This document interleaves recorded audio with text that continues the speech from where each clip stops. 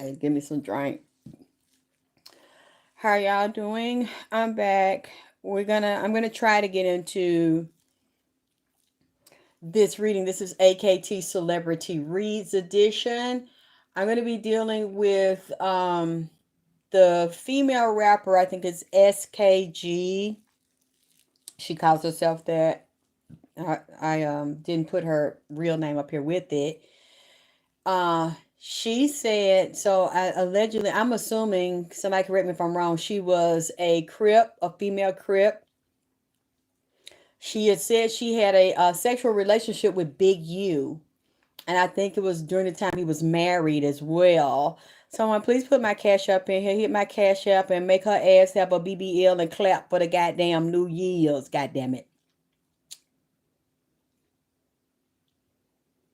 Really, you said Christine Christine. Please forgive me if I'm pronouncing wrong. That's pretty. Christine.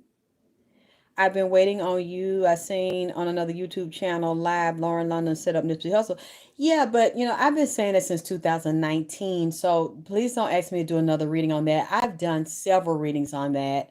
And I basically don't have any commentary on it because I've been saying it from 2019, 2020, 2021, 2022, 2023. And I got a lot of death threats and a lot of emails of people passing my address out and threatening to come to Atlanta to beat me up because I said that about Lauren London. So you can go back in my videos. He even gave me messages and I passed the messages to her, and even Halloween messages. I've done so many readings on it. I've been through so much hell about that, and I stood on 10 toes and I was willing to fight about it. I never took it back. I never bitched out, punked out, stood down, backed down. I never walked it back. I always have said the shit, no matter all the hell I went through since 2019. What I'm glad of is I don't really have to say it anymore because with this shit with Cassie and Puffy and Lauren and all of them tied together and all of them involved in sex cults. Speaking of that, I got some juicy information. I heard, I'm sure it's found on news as well, but I also heard this from an inside source that knows them directly. Give me a minute. I'm gonna get to it. Okay. Tomorrow, I don't know if it's the government or somebody's supposed to be releasing who was on the flight log with what is it, Einstein, or what is his name? Uh, the one that got Lolita Island, where all the celebrities were on the log for flying over there to the island. Puffy included. They mentioned Jay-Z, Beyonce, a lot of celebrities. Yeah, Epstein. Thank you, Epstein. They're gonna release the list. I don't know if the list of who was at the parties or just who was on the flight log, who went to Lolita Island. We know Puffy was over there. We know Cass. We know a lot of celebrities were over there. And I remember a couple of years ago, they said on the news that Jay-Z and Beyonce's name was on there. A lot of celebrities went to party. Was it at Lolita Island? And they were all involved. Oh, thank you, Jermaine. Hey. Happy New Year, everybody. I'm happy to be here and be home out of the hospital. Healing well, strong. Drip, bitch. Drip or drown, bitch. Drip or die, bitch. Because I ain't dying and going no goddamn well. Ho. We see that a lot of them are involved, almost all of them, because there's no way you could get that high without being initiated into the sex rings and the demonic ring, which is where you get possessed with demons. Like I've told y'all, Nipsey said. Nipsey told me that his baby mama was fucking Puffy. Even when y'all seen them with that threesome picture up there at that last party Jay-Z have every year. Diddy was closer, almost up in her ass than Nipsey was. You could tell her and Diddy was fucking, and Nipsey told me he know that they were still fucking, and he let it go on because they had a celebrity agreement and they had an open relationship. He said he did threesomes with Lauren. He did threesome with Tanisha. He let niggas fuck Tanisha. And now, hey, Whack 100 and them is saying that they got him on tape. Well, Nipsey fucking Tanisha, and he let another nigga dig her out. Suck dick and skeet calm like lip gloss around her mouth. And I mean, this is a normal practice with them. And that's, he was a very freaking nigga. He liked very freaky girls. And he didn't force nobody. He didn't rape nobody. It wasn't no cheering. These are grown women that like to freak out with this nigga. So I really can't get mad at him. And he said Lauren was a free agent. She come and go. He didn't think she was a pass around at first. People tried to warn him. His friends tried to warn him. They were also in rap, in the gangs, and in entertainment and movies. They knew he wouldn't believe it. He thought they was jealous. And then later on he found out it really was true. Once he did his investigation. But hey, he wanted his album done. He wanted to be respected by people in entertainment. He looked up like to those gatekeepers, Jay-Z, Diddy, T.I., DJ K. Looked up to all them like mentors. These people were old enough to be his goddamn daddy and set his motherfucking ass up. He's young, he's bright, he's intelligent. He got it out of the mud. He didn't suck no dicks to get nowhere, get fucked in the ass. They did. And they really didn't like the fact that this man was full of so much light and had went through so much hell. And he had his demons too. He's a human. He was still a higher vibration being, but in a human body, and got caught up in his vices and basically the way he came up with nothing and having to struggle and learn to survive. Him and his brother, I respect them for what they've done, what they came out with nothing and became multimillionaires and stars, which was basically in their bloodline anyway. It was their blood right. But sometimes when you are born great, you may pick a circumstance in your higher self that you don't remember once you get in the lower self, the flesh, and you choose to go through the lowest level of your God self, and actually the dog self, the DOG, to become the GOD. A lot of us have experienced that, and then he started to ascend and purify himself as he ascended, and then they assassinated him and pulled him to ascend all the way out of the physical body. But he is still here speaking, wanting justice and wanting to make things right. And you know, if you listen to the readings I did in the beginning, he admitted a lot of things he did wrong with women and how he abused and used women, and you know how they used and took advantage of him, and they played these games, and he got caught in a lot of his own vices, and he was set up. Sometimes we are lured away from what we want, and you know they suppressed him for years. He deserved to be a superstar. He deserved to be in the mainstream media as a star. They wouldn't let him in because they already do prophetic readings on you. Those are high-ranking demonic witches. They know all. They see all. They knew what he was and who he was. He was basically a Tupac of his generation, just like he said. And he actually got to accomplish more than Tupac, because Tupac constantly talked about it, and they feared Tupac because he wasn't willing to bend over, bow down, and sell out. He acted that role, but he was doing that to get in and open doors and then create housing and healthcare and food, healthy food for the children, and to build up the community. They wouldn't let Tupac do that. Nipsey wanted to do the same thing, but actually got closer to it than Tupac. And they didn't want that in the industry. That's not what the industry is about. When I was coming up, James Brown, Say It Loud, I'm Black and I'm Proud, other positive messages from singers, individual singers and groups of them, as we got, and I'm not saying it wasn't valid and it wasn't true, the gangster rap. That in that era, and record labels got into the prison industrial complex, tying that into rap, helping them to emulate uh prisoners and gangsters. Even though we did have that lifestyle, every race has that lifestyle, every community group has that lifestyle. And just like with the Black Panthers, they said they were a gang, but really they were a community organization that was designed to protect the children, protect the women. They gave them lunches for breakfast. A lot of children going to school not eating. A lot of the mothers were left without fathers, and they were poor, living in the projects or on drugs. They couldn't take care of their children. They couldn't feed the children. The Black Panther movement was founded out of that to help protect and restore the community, not a violent gang. And then you got J. Edgar Hoover that got involved in it and made the decree and set up this private what do you call it? The name I'm looking for, COINTELPRO, to destroy the Black Messiah, and any which coincides with parts of the Bible. Any time you feared there was a Black Messiah rising, you must assassinate them and take them down, which was also like MLK, Malcolm, Tupac, Nipsey. Tupac was on the list because his mother was a very powerful Black Panther and his stepfather. So they know who you are. You can try to hide it all you want to, but these are high-ranking Illuminati witches that are masters in the occult, And this is what they have to do. It's just like I told y'all when I was in the hospital the other week, that in December, we're still in the Jason period because the time has been slowed down. Portions of time have been reversed to go backwards. We are in October right now. We're still in a Halloween phase while you're in Christmas. And we know that one of the peak seasons for Illuminati sacrifice of children and kidnapping of children and human trafficking is Christmas in December, moving into New Year. So we're kind of, you all can't see it, but I can.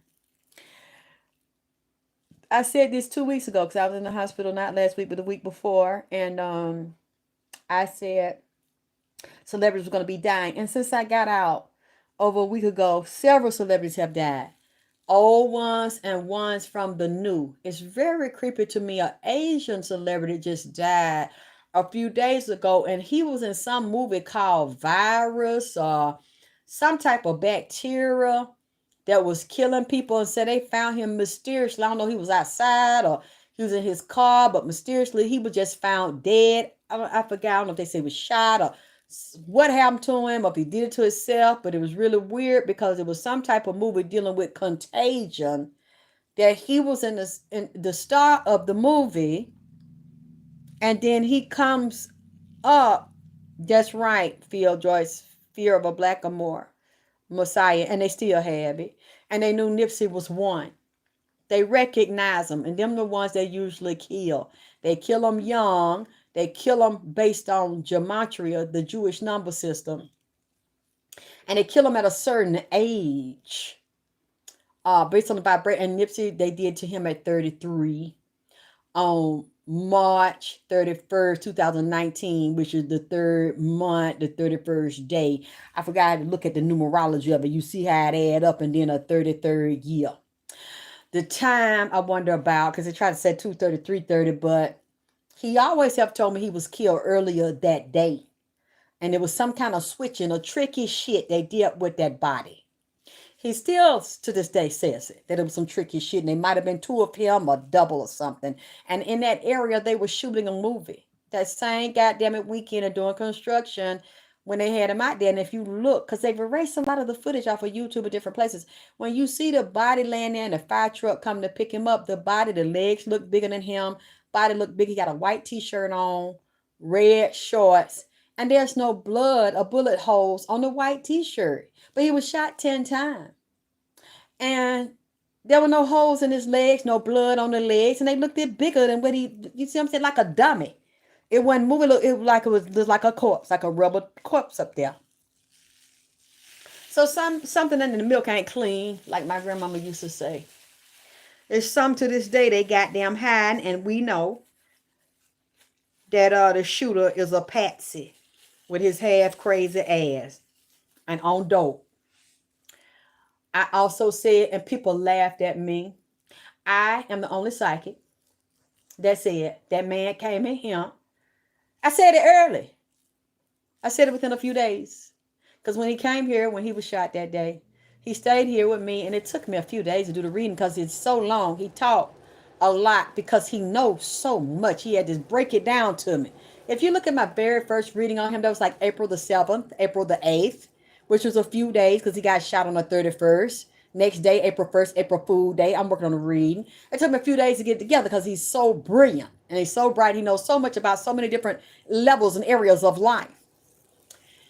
I said he told me that he was shot with 2 guns because his mother did an interview, and she said a psychic called her and told her that when Eric Holder shot him, he got up, shook Eric Holder's hand, and then Eric Holder ran, and he then, after he was a gentleman with him, he got off his body and started chasing Eric Holder. And I said, that's not what he told me. When he came in the house, because he was always come early, he said he started day early. He was kitty about 6, 7. Because he knew that when it was 6, since I'd be up all night, sometimes I don't feel good, so I'd be up all night. And when he come at 6, it was still dark here in Georgia. And he said, I know that you don't get up that early. I'm sorry. So he would wait. When he first came, He knew, I didn't even know it shit, and I'm from here. He knew that the sun started to rise in the sky, and we get there between 7:30. And he said, I walked around your house downstairs to make sure that none of your locks were loose on your doors. He said, because you have a patio, and I wanted to make sure. He said, you have the glass doors. And I'm looking at this nigga like, the fuck he know that shit? He's like, I know you live alone, and I know you have a glass door. He said, I was watching the door, and my eyes are bucking and my mouth is dropping. And I'm like, how the fuck? Because what he said was true. And he said, and I checked the lock. I knew, you were alone, and I didn't want nobody to break in on you. And I was going to tell you if the lock was cracked or the lock was broke or something, and somebody could break in your glass door. And he said, it's safe, though. I seen it.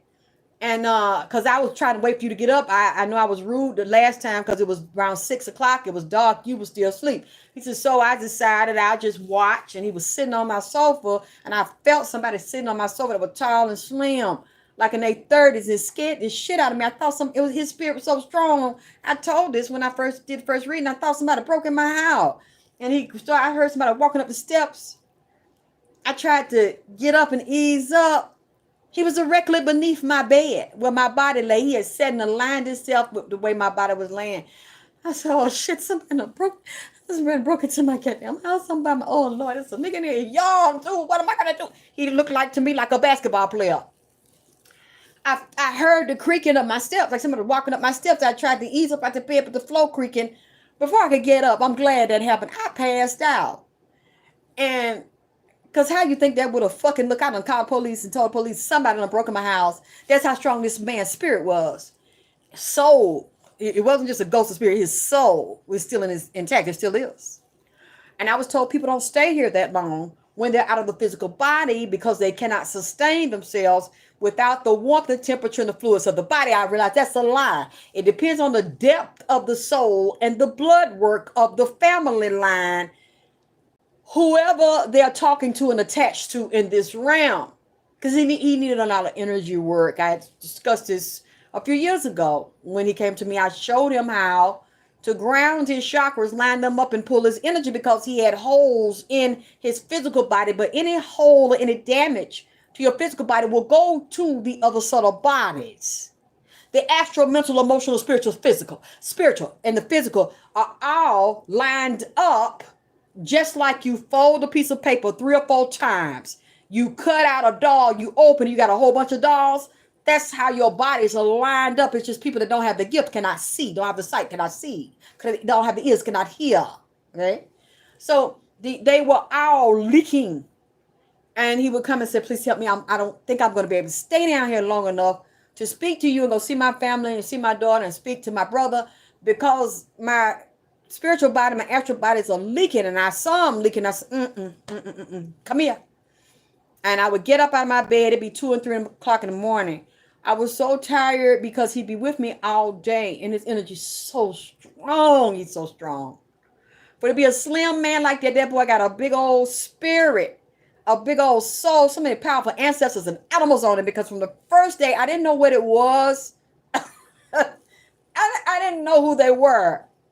All I know was, and I said it in the beginning of when I first started doing the readings, these Black Panthers and these lions would come in the house with Nipsey. I would actually see them, the energy and etheric body. They would get up on my bed, lay on the bed. Now, just disrespect me. Lay out on my bed, didn't even ask me to get. And they'd be on the roof. They'd be at the front door. They'd be downstairs like they were following him and protecting him. Then I found out he's a Leo, the lion. He's also the Lion of Judah. He has Ethiopian Eritrean blood, royal blood. He looked similar to Haile Selassie, even though the Ethiopians had done the Eritreans dirty. So they separated and they didn't deal with them. Haile Selassie still came. Malcolm X came. Johnny Cochran came. Tupac came. Afeni Shakur came. MLK came. People that were so-called enemies in this life, Biggie came. They would all come here to see Nipsey and to keep up with Nipsey. And then I didn't know why Malcolm was so close to him. Einstein was close to him. Nikola Tesla was close to him. Steve Jobs came for him. Then I found out people started sending me the interviews when other people say, you lying bitch, you crazy bitch. You just obsessed because you liked him and you wanted to be. I did like him. I was always honest about that, but I was scared to say something to him. The spirits told me from 2015 to warn him that they were going to kill him. He didn't have much time, and I thought that, he's a gangster. He looked like he was mean. I thought he would cuss me out, so I didn't say, but they had begged me. They said, you don't have time. You got to tell him.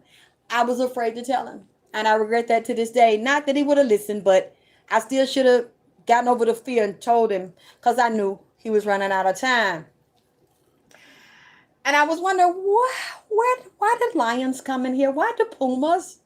The Black Panther is also the puma. You know where that puma is? Y'all that know him, they are on that puma jet that boy was on, and they on that boy tennis shoes and clothes. I didn't know until his fans started showing it to me because I kept trying to ignore him. So I didn't want to know too much about him because I was drawn to him. And then I was supposed to give him the message. And I said, no. I'm going to ignore him. I'm going to get this out of my head. And then people would bring him up to me. And I said, yep, I know who that is. Nope, I'm not going to do the reading because I was asked 4 days before he was assassinated. And I put the email out to prove the girl asked me for, I think it was a Tuesday. She asked me, they shot him allegedly on the Sunday, but I believe it was Saturday night. He told me it was Saturday night going into Sunday morning.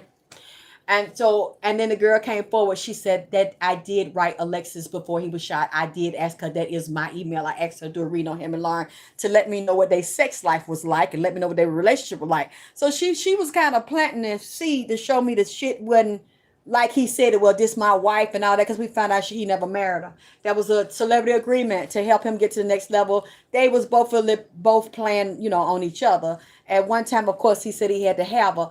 But as time went on, they kind of and see people. A lady sent me an email 2 days ago, and I already had it because Nipsey had posted it in 2017. He said we had a dope relationship, we got a beautiful child, and we decided to go different ways and co-parent. We're not together. He said it in 2017, but when he physically died, he was assassinated. She tried to act like as if they was together, and he pretended. But when he came to me, he told me to say she set me up. She was mean to me. She was abusive. We would fight all the time.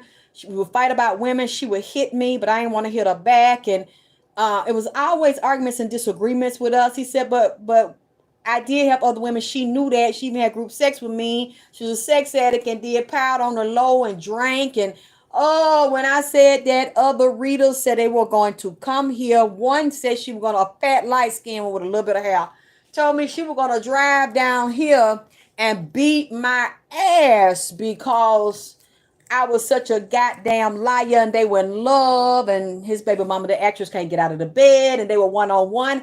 And I said what the fuck I said. I believe that man is in here. That man told me he lied to say that in public because they had a celebrity agreement. He couldn't tell the truth. She had him jammed up, and that they were not together in 2019.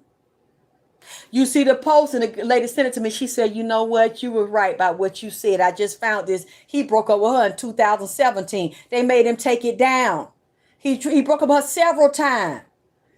Even the man that knows, that's been inside of Hollywood entertainment for over 30 years, Heaven Hollywood, confirmed it. I uploaded the short clip on my Instagram and on YouTube. He said they broke up 13, 14 times. He said, no, they were not together when Nipsey died. He said, I know this for a fact. I know her. I know people that know her. I know the celebrity. Y'all can't intimidate me or make me take down nothing because I know, because I'm in the circle. Once they took my reading to him, he confirmed what I said. And I never, ever took that shit back. And I ain't. Now this shit is coming out. People want to apologize. And I'm like, oh, okay, well, that's fine. You want to apologize, but I still said what the fuck I said. And since 2019, I have never wavered and changed what the fuck I said. And this man started telling me all of these things. Or like I had a nurse the other day. She's Jamaican. From the she didn't say thing. They say things. Tell me these things. I said, I love your accent. You don't say thing, you said tings. And she just giggled. And that's how I like that. I mean, so tell me these tings. I'm listening. And I'm starting to write this stuff. So I said, come here. He came in one morning when the sun came up. He said, I watch you and I watched the sun hit your face and hit your hair. He said, and I know then it's okay to, he said, I saw you waking up. And then he comes say good morning to me. So when the sun rises, he's just such a gentleman. And I said, damn, I hate I didn't say nothing to me. He's not what I thought. He's a gangster and a gentleman. He was always say good morning to me. And I get up, he make me smile because he was so sweet, but he was so intelligent. And I said, let me show you something. He said, what? He leaned over my bed because he's so much taller than me. I said, this your mama? He said, yes, that's my mama. I said, listen to what she said. And she said, the psychic called her and told her then, and hold on. I'm sorry. It was just a couple of minutes. And he leaned down, he was staring. He said, that's my mama. And she say, the psychic told her Eric Holder shot him and he was laying there physically dead. He got up out his body. He shook Eric Holder's hand. Eric Holder started running. Nipsey ran after him to try to catch him. And I say, did that psychic tell your mama the truth? And he looked at it. He said, no. I said, baby, what happened? He said, I was shot with two guns. I was shot with a silver revolver and I was shot with a semi-automatic. I said, what? You shot with two guns? He said, I was shot by two people. I said, what? He said, I was shot in one direction, the front, and I was shot in the back. I said, wait a minute. You was shot by two goddamn it guns. So, thank you, Chris. That's right. Hit the like button and share, goddamn it. Help get my video on the algorithm and hit that cash up, make it. Oh, Lord. The king is here. Cabro University, I love you. Hello. I love you. And I had the nerve to say it. I was the first one to say it. And actually, Cabro helped validate me too because, oh my God, you know what? If this is really you, I wanted to see how could I please get a copy before you take them down of them badass videos you did. Y'all need to see his goddamn videos. I don't know if you took them down to all of them. When he set up there and did hours of breaking that shit down with Eric Holder, speeding it up, slowing it down. I'm talking about blow by blow like a deep FBI CIA investigator. And he had his whole team and they knew that the footage had been doctored and altered. Oh my God. I wanted to ask you, could I have it, a copy, and even share with my fan, not sell it, and I wouldn't do that. I want them to see what you did. Unless you share the link in here that y'all got to see this shit because a lot of the stuff has been erased. The footage, the way like he was shot, the way like it was a mannequin, like he was replaced, a double. Cabro did all this stuff and broke it down all the way down from A to Z. It's amazing. Y'all got to see it and how he disproved all this stuff. And with the what we call her, the one that's supposed to be his friend, and she's breaking down crying, I did it for you, in front of the reporter. He actually found those people that he found on the video, slowed it down, identified them, and interviewed. I mean, y'all need to see the work he did. Amazing work. Stuff he didn't have to do hours and hours of footage documenting the blow by blow. They helped explain a lot of stuff and basically debunk the story they told us in the videos they show. I mean, you got to see it.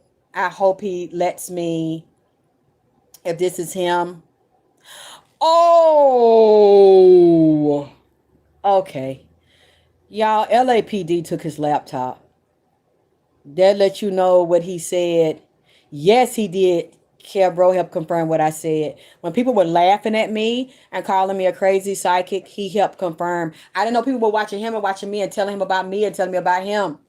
And they helped in the third dimensional. Without an argument or question, because it was third dimensional physical evidence, he proved my reading. Dog, and now we don't have it because they took. Damn, man. I think I saw one or two you had left, but I was wondering what happened to the damn. His work was amazing, and I don't even think. Well, I guess we won't know now. We won't see it because the other people took their stuff down. I don't know if people threatened them, told them to take it down or what, but the rest of it's gone. I don't think they wanted us to know. But I was bold enough to put it up there, and Carol helped to confirm that too. And then what blew my mind is when they had the hearing for Eric Holder, my mouth dropped when people showed it to me, and I saw it on the news. You can see Eric Holder and some of the shots standing there with two guns. One is a silver revolver and one is a black semi-automatic. And the girl that drove him, that was his sometimes lover, said when Eric Holder got out of the car, he got out with one gun. That's what we told the DA when they had the grand jury and Cowboy was there. Then said when he got in the car, he had two guns. And the DA said, what did they look like? She said one was a silver revolver and one was a black semi-automatic. My mouth dropped. And I said, but I'm a crazy bitch. I'm a dumb bitch. I'm an obsessed bitch. I may be. But you still have to call me gifted because nobody knew that. And nobody from California was talking to me. The murder had just happened. When I started doing the reading and I released it like 3-4 days, you don't believe me? Go look at the first reading I did. I said that I'm the only one that said it. I'm the only so-called psychic medium tarot reader. Nobody said it but me. The other readers even laughed at me and said, I need to go see a psychiatrist because I said Nipsey took me out of my body. I astral projected, went with him to the marathon, and he said one of the OG Crips had a python, and it was a Crip. It was an honorary Crip, like they had it from when it was a baby, and it looked just like the python on the Britney Spears video, I'm a Slave for You. Shorter guy, but had a big long snake, and he pushed me over, and I said, you are taller than me. Why are you behind me, pushing me up on this man with this snake? He's like, I'm scared of snakes. I don't like snakes. And I'm like, as big as you is, you don't like no snake, and I'm half your size. But I wasn't scared of it. I saw the snake. Oh my God, they laughed at me. People that watched the video laughed at me. Psychics laughed at me. I would go to their pages and see them say, you know what? I was kind of with Alexis at first, but then this shit, the reading she did on Nipsey just got wilder and wilder. So she needs to go see a psychiatrist. I'm not fucking with her no more. I'm not. Now she talking about the man said a goddamn snake is over there. I'm gonna put it back up in the community forum for y'all that didn't see it. I laughed too. I said, I know it sounds funny, don't it? I'm laughing too, but I still stand by what the fuck I said. The nigga told me it was a snake up there and said that the nigga that owned the snake, all the Crips know the snake, and that he was there. He said, the reason why I'm telling you that, because if you tell them about the snake, they'll know who I'm talking about because everybody know the snake. It's a Crip snake. It stand out. They're going to know what nigga that you talking about. And maybe this nigga will tell the truth, or that'll bring the ones that love me. He said, because some of the Crips wanted me murdered, some didn't. He said they had him at a meeting at the marathon. I even had some Crips privately send me message, bitch. You got one more time to say something, bitch. You better shut your fucking mouth, bitch.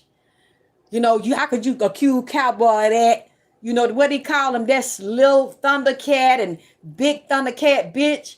I'll beat your ass, fuck you, and everybody else that's with your motherfucking ass. I said what the fuck I said. Cowboy set the boy up now, and that's what he said to me. And I'm sticking to this shit, goddammit. Even though I see him in the astral, the nigga said it. I never changed it.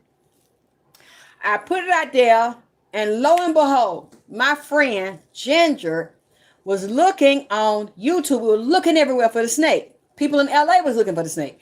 They were sending me on Venice Beach and other things. I said, no, it's not a entertainment snake or people use and show it off for money and shit on the beach. This is a yellow and white fucking albino python. It looked just like the one on Britney Spears. They said, okay. I said, it's over there where the Crip said it's not on the beach and shit. Where the other snake said, no, I'm describing this shit as an albino. So they're like, okay. My friend Ginger pulls up video footage. Where was the video footage from? It was the evening of the assassination of Nipsey Hussle, where right there by the marathon in the parking lot that somebody had said, I don't know if it's true, Big U may be a part owner or something. Standing right there beside the marathon when they were having the candlelight vigil is a fat nigga in blue, Crip blue, with what? A big fat albino python wrapped around his neck and body. That's how I know it was associated with the Crips, because it was the same day he was shot on the evening when they had the candles there, standing right there in the gas station where they were all hang at with this big albino python wrapped around him. All of a sudden, I wasn't funny anymore. But you know how people do. They didn't want to say I was right. They didn't want to congratulate me. So they say nothing. But the laughing stops. And then privately, I had Crips that knew Nipsey and that knew the state when they were little. And I had asked them about it. And they was like, you know what? You a motherfucker. And I was like, well, they said, bitch, you bad. I got to get to you. They said, because when you asked me about the goddamn snake, I knew what fucking snake you was talking about when you asked me. But you are not a Crip. So I said, I don't know what the fuck you talking about. I ain't ever seen no goddamn snake. But now since you found the motherfucker, I could tell you that I know what the fuck that is, the Crip snake. But I couldn't tell you that if you didn't know. I can't tell you Crip being it because you're a civilian. I said, oh, so you do know. She said, yeah, I know what the fuck you was talking about, but I was going to tell you I don't know what the fuck you talking about. And that's a goddamn lie. But hey, since you found it, yeah. And she said, she said, when I hung up from you and told you that was a lie, she said, I hung up and said, that goddamn Alexis. She's sitting down in Atlanta in her motherfucking house, seeing everything that go out here in motherfucking LA. She said she can see, but I'm going to tell her that she can't. And I don't know what the fuck she talking about. She didn't admit that shit. And until I showed, I said, this is right here. This is what I'm talking about. Now, do you know he right there in the marathon parking lot and in the goddamn gas station? Yeah, I know what you're talking about. See, all of a sudden, the laughing stopped. I think there were several things I said. Yep, they said they were going to kill me about Lauren London because they said they was so drunk in love and they was committed in a monogamous relationship. I heard him tell me that there was a lot of dirty shit about her and she was dirty and two-faced and a hoe, a industry pass around hoe. Then, you know, now with this with Puffy and her and Cassie, you can look at the pictures and tell the way her and Cassie up against each other like they bumping pussy in the picture. They pussy turned each other, titties like they had just got out the bed fucking with him and said, you know what? Okay, Lord forgive me. Let me drink on my ginger ale right quick.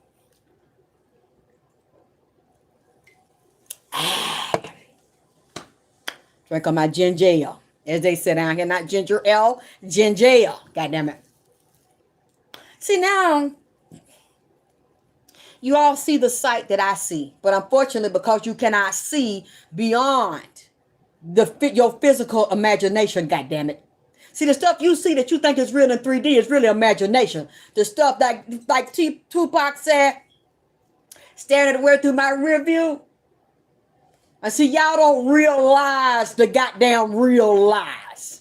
Because y'all think, because you see it in 3D time, that shit is real. When that's really what they playing with and twisting around your goddamn imagination with the Illuminati and occult magic and science. And goddamn it showing you shit that ain't even motherfucking real, showing you a shit show. And a man behind the curtain, goddamn it, got the Muppets and puppets and shit and whores dancing on the stage in front of your fucking eye. And you think they're real. Then when I see through the real lies and I try to make y'all realize what I see through my real goddamn it third eye, y'all want to jump me and send all kind of death threats on me. And bitch, I'm going to come to Atlanta in the springtime just to beat your ass about Lauren and what you say. I'm going to molly-wop your ass, bitch, and snatch your wig off there and pull all your hair out your head and bush you in your face. Yeah. They've been threatening me, goddamn it, since 2019, since I said the nigga was here. But what did I do? I live by myself. I don't have no nigga to protect me. I don't call no bitches to protect me. But I still stood on all motherfucking 10. And if I had to go back to the assassination of 2019 and Nipsey Hussle, I'd do it all goddamn it again. See, y'all don't have no, y'all younger people and this generation, this me generation, this I right now, this iPhone and I this and I that. Y'all don't have no fucking guts and no nuts like me, Cav Rowe. A lot of these real motherfuckers that's rare and hard to find now that they done killed a motherfucker don't want to be bothered with y'all stupid motherfuckers that believe whatever the celebrities make up and tell y'all. So they have gone into seclusion and retirement or they fucking physically dead. Y'all motherfuckers ain't got the intellect. Y'all don't want to develop it. You don't want to read. You don't want to study. You don't want to research. You don't have the spiritual insight, foresight, hindsight, remote view sight, and you don't want nobody to tell you a goddamn thing other than what a celebrity said, what a TV said, what the Lucky Charm and Fruit Loop bot goddamn say, and ramen noodles, instant goddamn noodle out the fucking bag. That's how y'all motherfuckers is. And I really wish y'all stay away from me because y'all the main ones want to come over here and fucking argue about some shit. But then when I ask you to prove, don't tell me what a celebrity bitch said out of her mouth, goddamn it. Go research and I ask you to prove like I have. And me actually believing in my power of discernment. And when I check it and recheck it, and I know it's true and I stand on it, even though I can't physically prove it, I know it and I stand on it. And y'all want to fight me about it. But none of y'all have ever to this goddamn day came and did no research or talked to the celebrity. Y'all don't even know her. Y'all don't know none of these people. And y'all believe what they say, and you don't ask somebody to know them. You don't go to people that can really give you evidence on the shit to prove me wrong. To this day, y'all have not come back and proved me wrong, but y'all wanted to take my fucking life from me. Y'all young, dumb, blind motherfuckers, stay away from me. Because what y'all have done to me and the stuff y'all have said you see, and even come over here like this raggedy motherfucker that just came over here. And that's the first thing she said. And one of her interviews trashing me a couple of days ago. Where is the justice for Lauren London? Where is the justice for T.I.? Alexis told all these lies on Lauren London. Everybody knows, goddammit, that T.I. and Tiny have been known for raping and drugging and gang raping young damn little girls. They have been caught several times for this shit and drugging, and they've been on drugs. Was stopped in LA years ago. Invested out there and investigated here. And then we know these are part of the goddamn the bootleg, because it gets hushed up. And I noticed during the time to get hushed up, and I warned Young Thug a couple of years ago, he was going to get locked up. And I said it was associated with T.I. because he's going to keep somebody around him to feed to the beast so they'll get up off of him. And look at the timing. When it died down by him and Tiny and investigated with them girls, then the shit come up on one of his buddies, who? Young Thug. Because he feeds them other motherfuckers. And it's just what I said, didn't it? I told you Young Thug was going to get locked up because his snake told me. I told you it's a black snake that, because I talk to animals too, bitch. That snake came over here. You go back 2 years ago. I said this about Young Thug, goddammit, before they locked his ass up. Check my footwork. What I said happened to him. And who I said was around him, so-called friends, they had something to do with it. Hopefully he's figured it out by now. I tried to warn him, and one of the ladies I know knows him. So when she heard the reading, she went over to try to warn Thug, and there was a nigga outside that told her, get your ass out. I'm over here. I'm not finna let you see Young Thug, because don't nobody believe in that shit. Don't want to hear that shit. I don't care what you said that lady said. That Young Thug gonna get locked up and won't get you ain't coming in, told her to leave. A few weeks or so after that, they locked Young Thug ass up. I think she said she seen the guy again. He just put his head down and looked the other way. He didn't even say nothing to her. Cause she once said, I tried. Yes, I talked to animal. I'm an animal whisperer in this bitch, goddammit. The dirty South animal whisperer in this bitch. That's how I know about Young Thug. You go back and look at the reading I said that the snake told, because Young Thug got a black snake that was his favorites and was telling me about the murders and all that shit, and said that the niggas up under him murder were going to tell the police that Thug told them to do it. Whether he did it or not, they were going to say Thug told them to do this shit. That's what happened. I had to drink some more of my ginger ale. That's one thing. Y'all want to send me something to drink? Send me some of that ginger ale. I love ginger ale, goddammit. Help give me gas on my stomach. So she talking about where's the justice for Tiana Turner? There is no justice for Tiana Turner. Where's the justice for the girl they raped and some of them died and got their pussy bust and asshole toe loosening?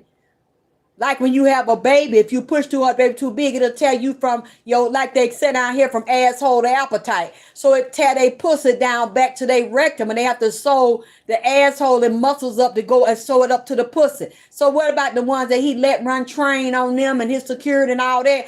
Fuck them girls' ass open and loosen while they passed out on drugs, and some of them said they were 16, 17 years old. What about the justice for them?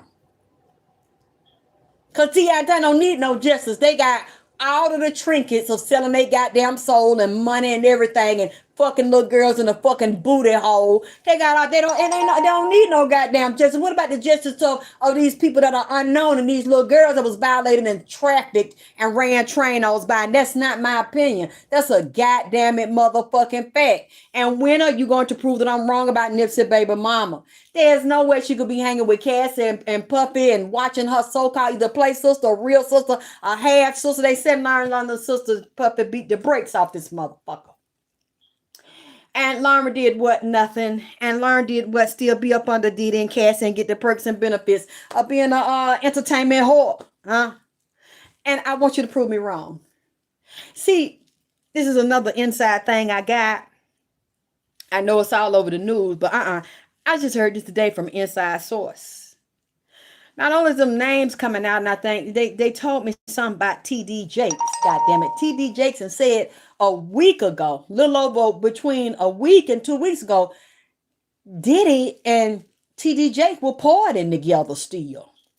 They was at a party together and said that TD Jakes, me so honey, me so honey. Said TD Jakes can take a lot of dick. Said TD Jakes is a power bottom. God damn, that make me want to grab my booty hole right now, cause I ain't never took dick in the ass, and I'm just wondering how the hell a nigga can take dick in their ass like that and it don't be tore up or leaking and then or be intact like that. He be up there howling and growling and preaching and walking back and forth crying. He built like a warthog or like a porcupine to me. I just can't see who would want to do that right there. But they said that he is a power bottom and say he could take a lot of dicks and hold a lot of dicks and hit A. Said they like to fuck him fade down, add up. So with different men, and say he turned out young boys, and you know, it was a young man. He's in the inner circle. That's who I heard it from. That supposed to be like his godchild. Oh, Jesus. Said they got a sex tape with TDJ and Puffy in there with men's. Oh, excuse me, like this one boy gonna send me the mans. He was in there with the mans. And TDJ was in there getting fucked all in the ass, and Puffy fucking and getting his dick so fucking mans and getting fucked and oh God. Said that some of the niggas that TDJ should do, they were young teenage boys, and that they are now finna sue him, and they might be extorting them about the sex tape because TDJ and Puffy don't want this to come out. See, let me tell you something. Years ago, when Eddie Long, who is his church is walking this, I can walk up to his church right now, but I ain't stepped foot in there since that right there happened with him, and it came out like that, and he died drawed up like that. Okay, this is the way they go with the mega churches, because I talked to a preacher from the inside. To get a mega church, you got to bow down to the Baphomet. You got to ride that goat and take that Masonic initiation, and you got to be rolled. You got to be a bottom. They said Eddie Long went to Texas to be the guest of TD Jakes to get his initiation to become a mega preacher, and say a lot of the wives are beards or that they bisexual too, because they have the orgies where the husband and wife got to go to the sex orgy and the men's get fucked by other men's preachers if they want to get a mega church. I don't know if y'all remember either this year, earlier in the year, or last year, one man came out and said that Creflo Dollar ass be so sometime because said that he have to get fucked to get them millions or every year. I don't know how many times a year. So some of them have to fuck to get money for the church, or said that Creflo Dollar was in there. So around his hind be tender or something. I don't know how many. You know what? Like I said, I don't know. God damn it. I mean, that's right. Pastors and punks. See, they need to have a show about that instead of Pastors of LA and Atlanta. All that they need to call it Pastors and Punks. You know what? Cocaine. You see what I'm saying? Cocaine Pioneer. You came with the perfect damn title to the show, Pastors and Punks. And said that somebody told me he went over to TD Jake, how they know TD Jake, and while Eddie Long was staying up there, said Eddie Long had some booty shorts on and was twisting around like some high heels shoes, like for a bitch, or I don't know if he was wearing TD Jake wife goddamn it house shoe with the powder flow. You know how they had them house shoes?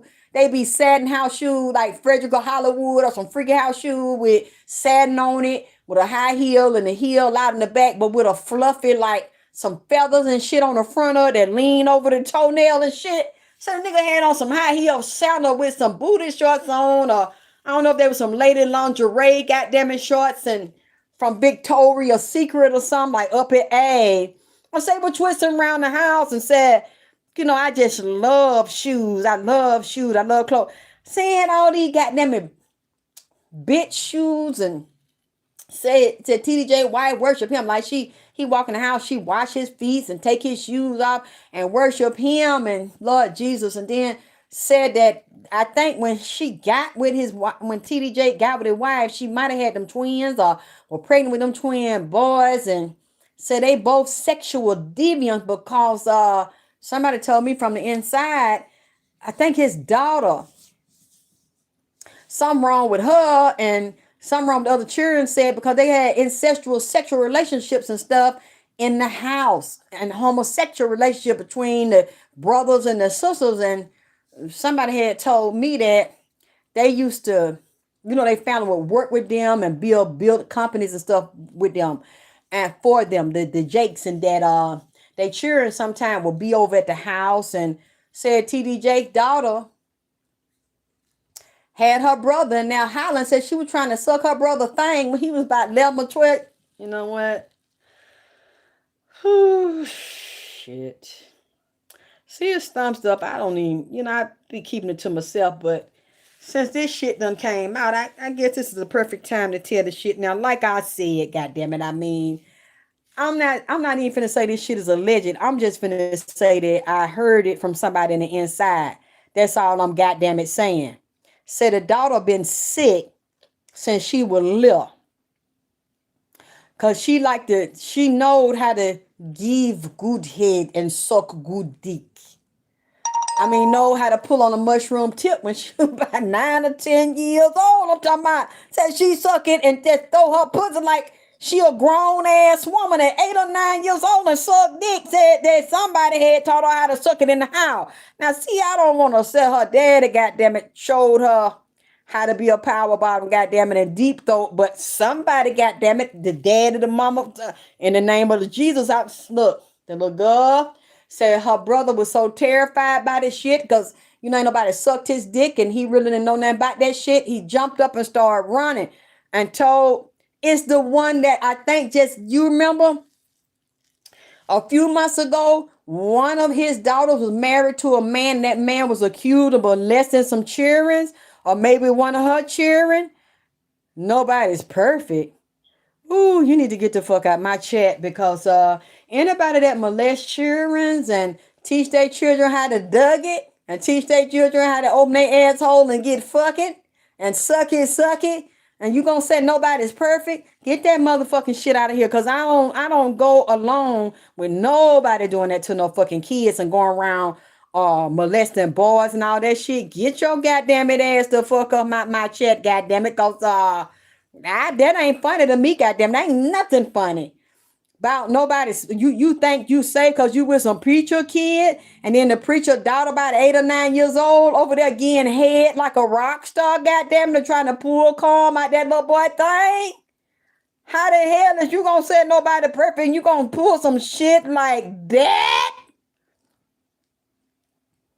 I don't give a fuck if that's his stepdaughter who was with a husband, I think just got locked up for molesting one of their children or molesting somebody. That's the one, goddamn it. And so what if it's his stepdaughter? If she in the house with him and he supposed to be a preacher, what the hell kind of biblical morals and principles is you teaching them? How come that little girl that at 8 years old know how to pull somebody's pants down and grab their dick and push down to the nuts on that man thing? Huh? Please tell me, how do a preacher's child?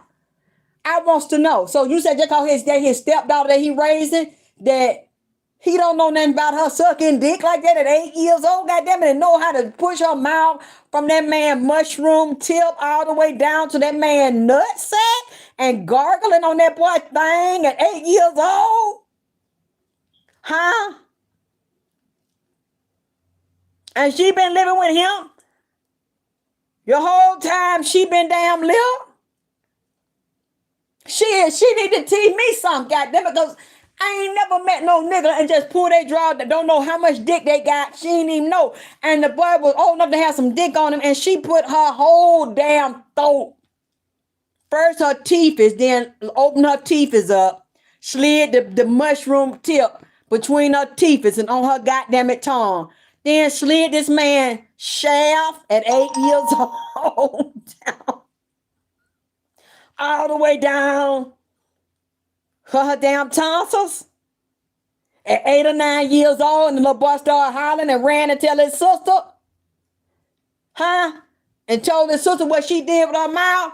See, he could have stayed in there and shit and said, I like it, ain't gonna tell nobody. The boy was traumatized by that shit and went and told his sister, and his sister went and told his mama. The mama such a dirty, money hungry bitch. The mama gonna say, well, I'm not saying that to TD Jakes about it, because you know that I got the contract how I get my money. Yeah. And the mama never fucking said nothing to him about it. And it took a long time. But you see, now this shit done fucking came out. That's what I'm saying. Somebody in that house was doing that to them children. And then them twin boys that the mama had, one of them was out there in the park, is a flaming damn homosexual. But he's a deviant with it. He approached and solicited a police out there in Texas, and TD Jakes paid to cover the shit up. But it came out. Y'all can look this shit up. I don't have to lie, goddamn it. Now, and the police also said he wanted to go down on him, put his mouth on his thing. And then the twin, TD Jakes' twin son, asked the police, do you have any dog? I like, can you go get the dog so I can fuck on him? You see what I'm saying? Now, see, I didn't make this up, and I didn't hear this from no hearsay, goddammit. This was in the news. If you Google it, maybe you can find it. But TD Jakes had tried to pay to clean it up. No, the man didn't do it. The man busted him. But the man, you know, you have to get something incriminated on them. And that's what the policeman said. He then asked him, well, I don't just want to be with you. Can you got an animal? Can you go get your dog and bring it in there? Because I want to fuck him all in that. God damn. So they want to make the police K9 dog a power bottom. God damn it. I mean, you want to do this to the German Shepherd? You want to goddamn open the German Shepherd ass out there in the park and bow down in his ass all like, I mean, man, look. See, I have been holding this in, goddamn it. I've been keeping it to myself for years. Now this shit done came back up and out, so and it ties back to Diddy. Surviving P. Diddy and Nipsey Hussle's actress wife that never was his wife. You know what? I want to thank y'all motherfuckers that threaten to kill me and shit and come down here and whoop my ass and keep putting my address out in the public, my phone number and shit. Because y'all made me tougher. Y'all made me strong. Not strong. Y'all made me forever strong. God damn it. Because a weak bitch, especially since I ain't got no entourage around me and keep no crazy bitches around me and crazy niggas around me. Because I don't like that. Like niggas running out my house and running out my bed and bitches running in. It ain't nothing but trouble. But I know that, and I told some of y'all no, that I know people want to come down here and handle that for me. With this stupid motherfucker acting outside. They wanted to come. I said, no, because I don't want you to get no trouble. And then they said, ooh, I won't because I'm a sneaky back. No, I know when I need y'all, though, I know that y'all will come. I said no. But y'all will make a bitch shit or get off the pot, won't you? Because either y'all keep threatening somebody and you put my address and you let me know where I laid my head. Now, see, a bitch that's got a lot of bitch in her, that's a pussy bitch. Because all the pussy I got is between my legs. But see, if I was a pussy, y'all doing that and put my whole name, my whole address out and all that shit, that would have made me fold up, take that shit back, take all of it down, erase it, and say, I ain't with this shit no more. Fuck it. And I guess that's what y'all thought I was. But I do have a couple of friends here. Like Tupac said, me and my girlfriends. I got a couple of girlfriends. I got a couple of nigga friends right here. So I might not be able to beat all y'all young bitches physically. You might be able to overpower me. I'll give you that. But that trigger is real strong, baby. And my girlfriends and my boyfriends are here. Like Tupac said, all I need is me and my girlfriends. So I'm not worried about the shit. And you know I'm not worried about the shit because we're finna go into 2024. And I said what I said in 2019. And I stand on all 10 for this nigga that I'm crazy about in the spirit, that I liked in the physical. I don't care how you laugh. I don't care. You should know I don't give a fuck. You can laugh, you can crack jokes. I'll laugh at your jokes, what you say about me. I don't give a fuck. At this point in my life, I done been through so much bullshit and so much hurtful shit. I don't have a mama, I don't have a daddy. I don't have no sisters, I don't have no brothers. I have spirits. I have souls of people. I have a invisible army with me. And those are the only ones I care about pleasing. And I was not going to upset them by going against the will of my ancestors by helping this man that was physically murdered and he didn't deserve it. And I was willing to fight y'all, shoot y'all, whatever. About that nigga. And stand on all 10. And that's with anybody. If somebody physically dies and they come to me and I see you didn't deserve what happened to you and you were fucked over and you ask me, look, talk to my wife, talk to my kids, tell the public what happened to me. Tell them go here, go there, look at this, look at that. If I believe that this person was violated and their life was taken from them and they didn't deserve it and they were still physically dead, but yet their soul was still here and they could speak and they could give me things that I could tell people and people could come back and say, hey, now I know that you are talking to him because I know him or I'm his friend or I'm his business partner or I know what street you're talking about. If they tell me that and it helps to solve the murder or helps to get down to what happened to the person who can be involved, you can threaten me all you want to. If God tells me to do that and my ancestors tell me to do that and the person's in pain and I see it and deserve it, I'm going to finish it no matter what I have to go through and what it takes because I believe that's the right thing to do. And when I physically die,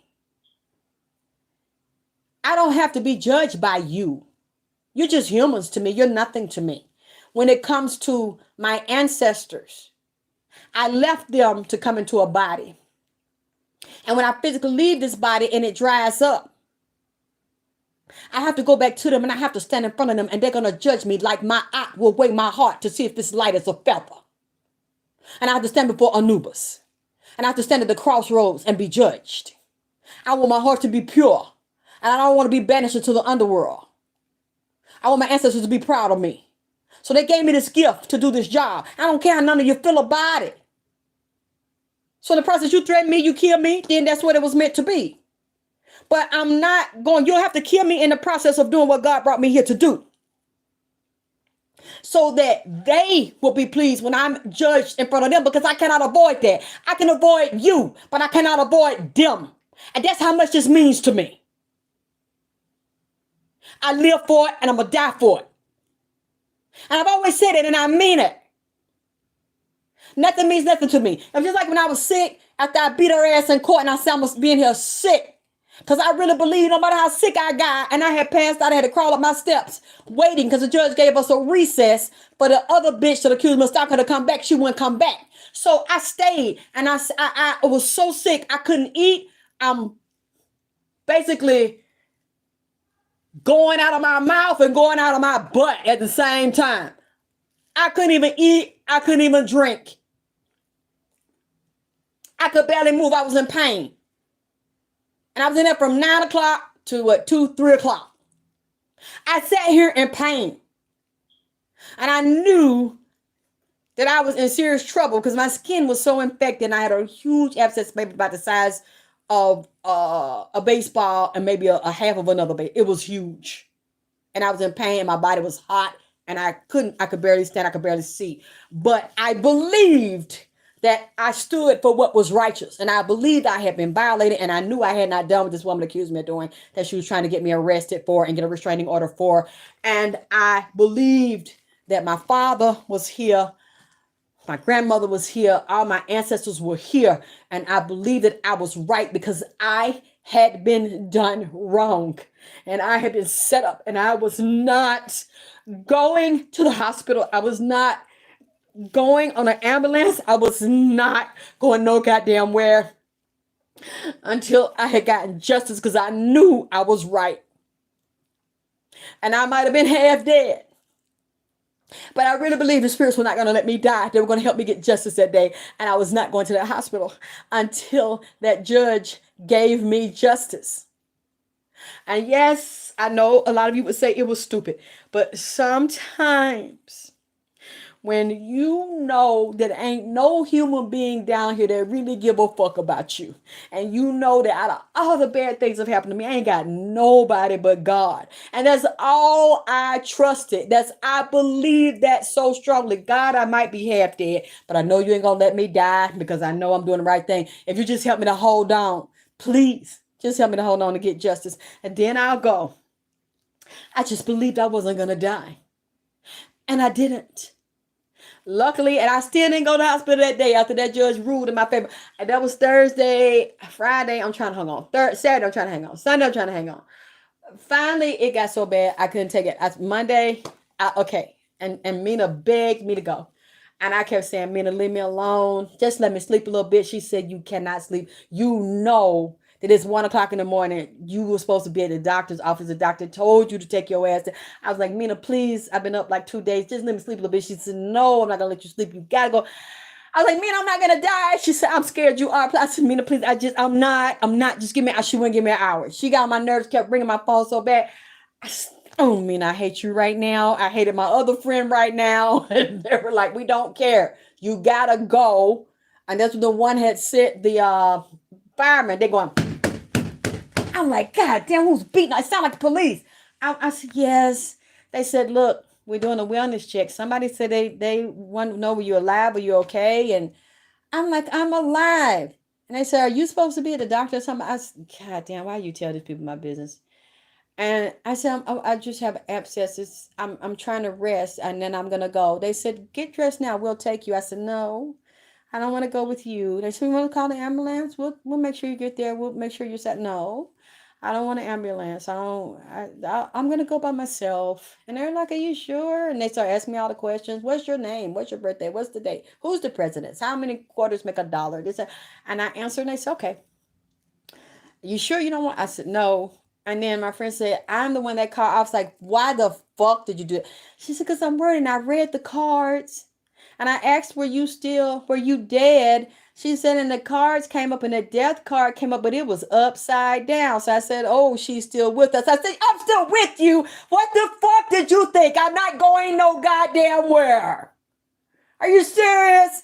And she's like, well, I'm just checking. I said, I'm not finna go no goddamn where. I got too much hell to raise. And she was like, please go, please go, please go. And I'm like, y'all can do a wellness check. I told y'all, especially when she was threatening to kill me and this stuff hadn't been resolved. I told y'all, if you don't hear from me, you don't even see me post anything, the altar, nothing, even if I don't do a video. But if you still see me posting, I'm okay.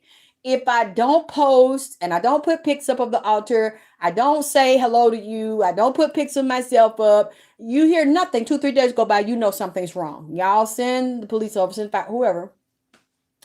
I won't get mad, but I hate doctors. I hate, go and they probe you and stuff, and it's strangers digging in you. I was hoping, because I usually, when my skin flares up, I got it down before, and I'm like, well, I always got it down, and I can get it down now. And I'm like, oh shit, this is not going down. I can't get this down. And they were like, you gotta go, you gotta go. And I'm like, I'm fainting. And my friend who's a doctor, she said, Alexis, that sounds like sepsis. That's what my husband had. He was fainting like you. He couldn't keep anything down. He was having diarrhea.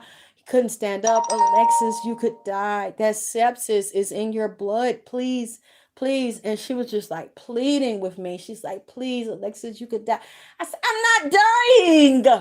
She was like, Alexis, please, you need to go today. I'm not going to die. I waited. I kept waiting. And I know y'all going to say that's crazy. But in my soul, I didn't believe I was dying. I kept saying, I know it was dangerous what I did. I know that. And I had already went to court. It was over, and I still didn't want to go. I just hate going to the doctor. And they were like, Alexis, this is serious. I said, I know it's serious. Just leave me alone. I'm trying to get it down. It wouldn't go down. So I just kept saying, spirits, do I need to get everything together? Do I need to have somebody contact my child? Am I getting ready to die this weekend? If I am, I'm okay with that. I mean, I'm not ready, but if you tell me I'm, to go, I'm not gonna kick and scream about it. Do I need to? Am I going? They said no. And when I was telling Mina, she wasn't trying to hear it, and I'm trying to tell my doctor, she didn't trying to hear it. And I'm just like, I'm telling y'all, I'm not gonna die. And yes, you are. You need to go. You need to go. I said, please. I know I'm not. I already asked them. I asked Nipsey. I asked my dad. I asked. They said They said no. You can go. You don't understand this. And I was like, I know. And then when I told y'all, I think what was I? Yeah, I was in the hospital when I told y'all. I think I was. And then somebody said, Alexis, that's sepsis. That sounds like sepsis. And I was like, yeah, that's what they had told me. And like I said, I know y'all gonna say you're crazy. I do hate doctors because of the stuff I went through with them and how they don't listen. They think they know everything and they don't, or they maim you, or they don't want to believe what you're saying. They think because they have a degree, you don't know anything. And I knew what was wrong with me, and I was trying to tell them. And they were trying to say, well, did you do this? And I'm like, I didn't do this. I have a skin infection. And they were like, they did see it. And they saw the cellulitis. And I'm like, I've suffered with this for years. And I just tried to deal with it on my own. Because when I went to the doctor, like years ago, they would take my urine, take all this blood. But see, I didn't know about the mold. And I know the mold has contributed to this too. And they were saying, we don't see anything. So I got tired of going. And I would just have to try to figure out how to deal with it. So I didn't want to go. I'm like, all they're going to do is tell me they don't see it and they don't know what's wrong. But I'm like, wow, this thing is huge. So when I finally did, because I couldn't eat anything and I couldn't really drink. And then Mina was on there and wouldn't leave me alone. And I was like, Mina, I'm just tired. I just want to sleep. No, you can't go. So I had to drag. I was so sleeping. I was so mad at her. It was almost 2:00 in the morning. It was so cold. I had to get a ride in the cold. I mean, but it wasn't so bad though. I'm just, she's like, are you up, Drip? Are you packing, Drip? Did you go back to sleep? I'm like, I'm up.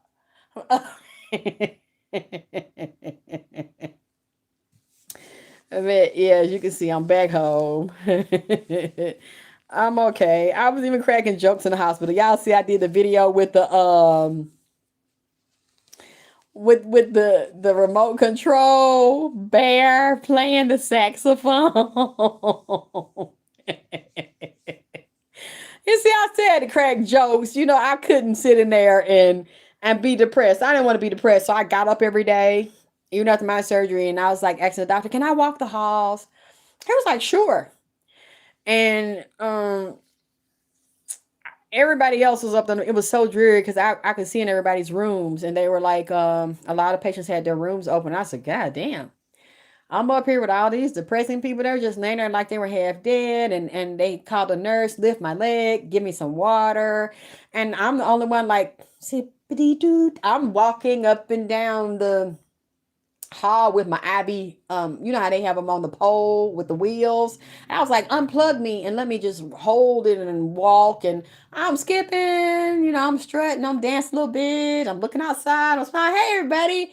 I'm waving at the nurses because I wanted to, because they were like, we don't know if you're gonna be able to go home and wash up for a while. We just don't know if you. And I'm just like, what the fuck are y'all saying? Like, what do you think? Well, we just don't know because it looks like it's so big. When we go in there, you know, we don't know when you're going to be able to go and when you can wash your own self. And I'm like, shit. So I didn't say anything. I just said, okay, okay. You know, that's before they, you know, cut me open. So I'm letting them tell me this gloom and doom and, you know, when you can feed yourself, when you can, you know, give yourself a bath, when you can change your bed. And I'm just like, okay. I didn't argue, I didn't say anything. I'm like, who the fuck they think they're talking to? Maybe that's other people. I just know that's not me. And I just didn't feel that vibe. They're like, we just telling you, you know, before we look in here and we got to clean it out. We don't even think we can clean it out because it's so deep and it's so big.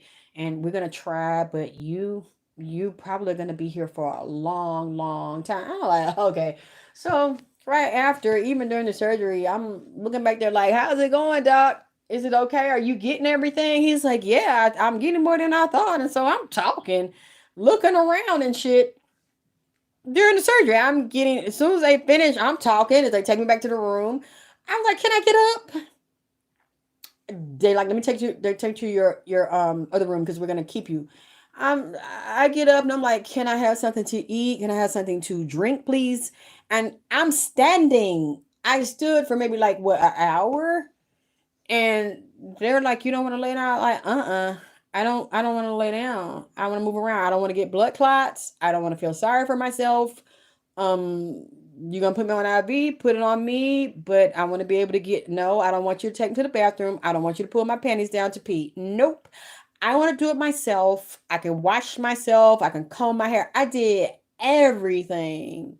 And the doctor saw that it went from, we don't know how long you're gonna stay here till um I'll get back with you in a couple of days because I could probably release you in a couple of days.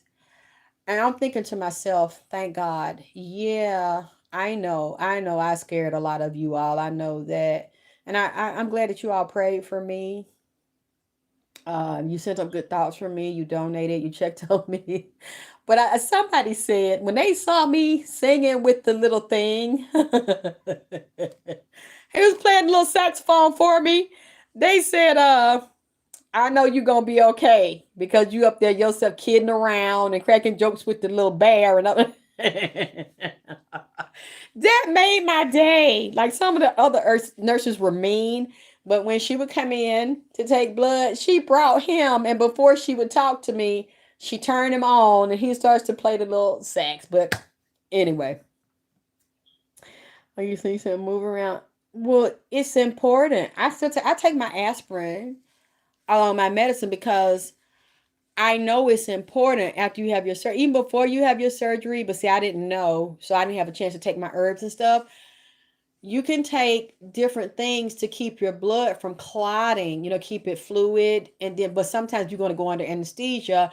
You have to stop taking them like 2 weeks before the surgery. And then you could take them, start back taking them after the surgery so the blood won't be too loose, so it won't clot. But you know, it was an emergency with me.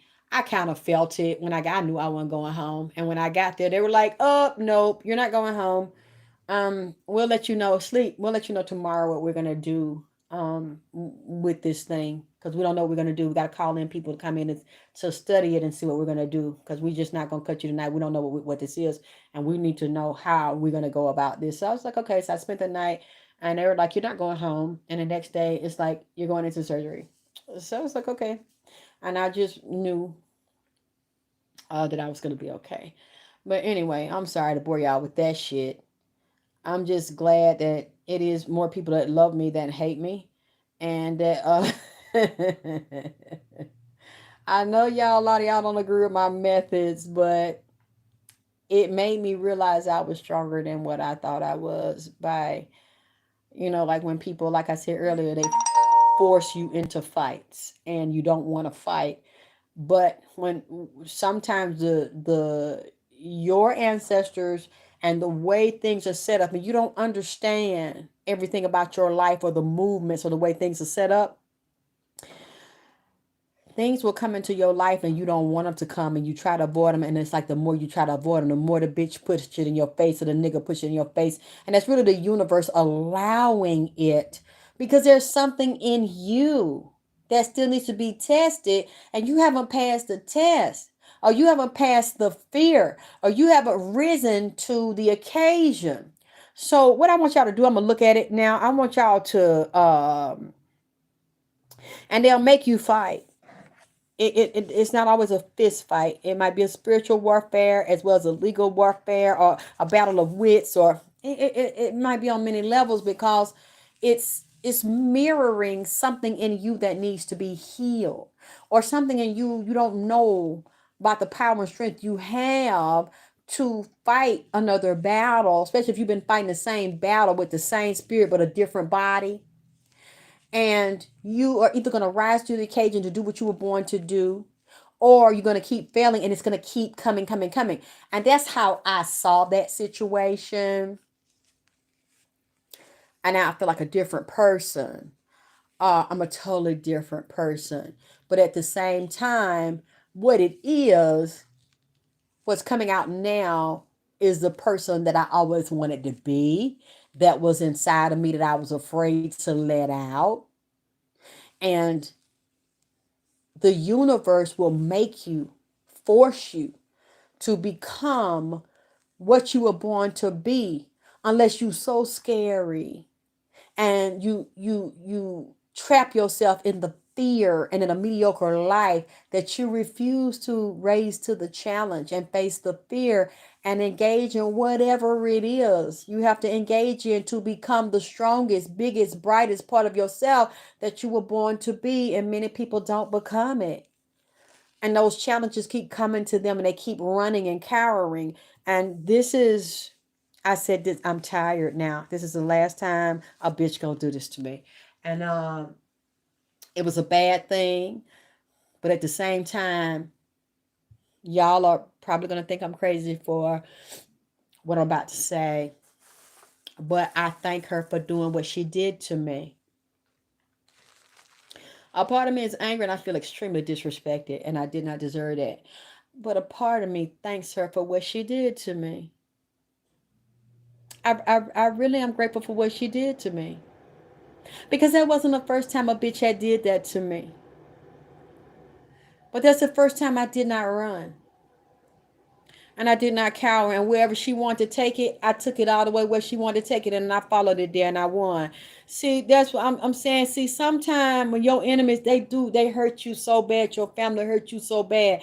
And a woman will do something to you that you would have never done to her as a friend. Even if y'all decided not to be friends, I would have never did her like that. But at the same time, many times people won't treat you the way you treat them. Why? Because you fuck with people that want to disrespect you when you are always respectful. So you have to put your guard up and be discerning on who you let get close to you, and stop trying to save people that's raggedy and fucked up in the head. Let them people people say they motherfucking self, especially when they always want to come and use you and play on you and it's one-sided and shit. And they always the victim want to suck and shit off you. So when somebody will do that to you, yes, they will cut your throat because they never gave a fuck about you anyway. And they will force you to fight them because for some reason they think your kindness is a weakness and that you a punk bitch, and they'll make up a reason. Oh, it's because you older. Oh, it's because you younger. Oh, it's because you fat. Oh, it's because you crippled. Oh, it's because I don't like you. Oh, because, you know, people always don't like, a lot of people don't like you, bitch. Or I just really never liked you, bitch, but I pretended like I did. They're going to make up a reason to justify thinking that you a punk bitch because you showed them kindness. And usually when somebody does it to you, you might not tell me, or you might not tell nobody else, but it's usually not the first time. Even if your mama started doing this shit.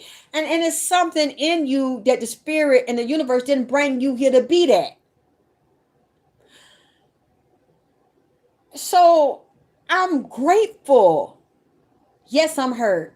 Yes, I'm angry. But I'm grateful. Because that'll never happen to me again. And through going through that, I have a level of respect now and clarity that I never had, that I knew I should have had. Because people wouldn't have, I got it twisted because the way I was raised, you give to people and God will bless you and Jesus will bless you. And you turn another cheek and you'll be blessed. No matter what they do, it'll come back to them. No, that's not the way that you let people handle you. You have to set boundaries. You have to set rules and regulations for your life and how you let people treat you. And you must make people earn your friendship and earn your trust and earn your respect. And that needed to be moved out of me because I was holding myself back by always thinking I needed to reach out and help somebody, help fix them and heal them and share with them. Some people come to you, they don't really want to hear that shit you talking about.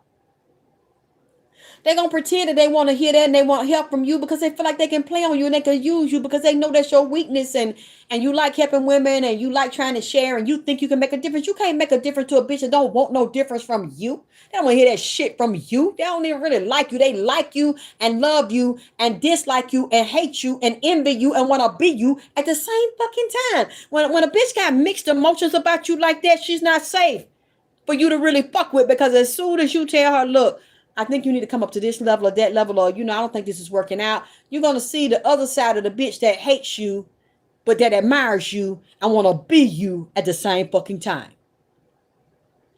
You can't do that. And I realized that's not good. That's not bringing blessings to me. That's bringing hindrances and curses to me. You can't let everybody that want to be around you, especially when you know they sick.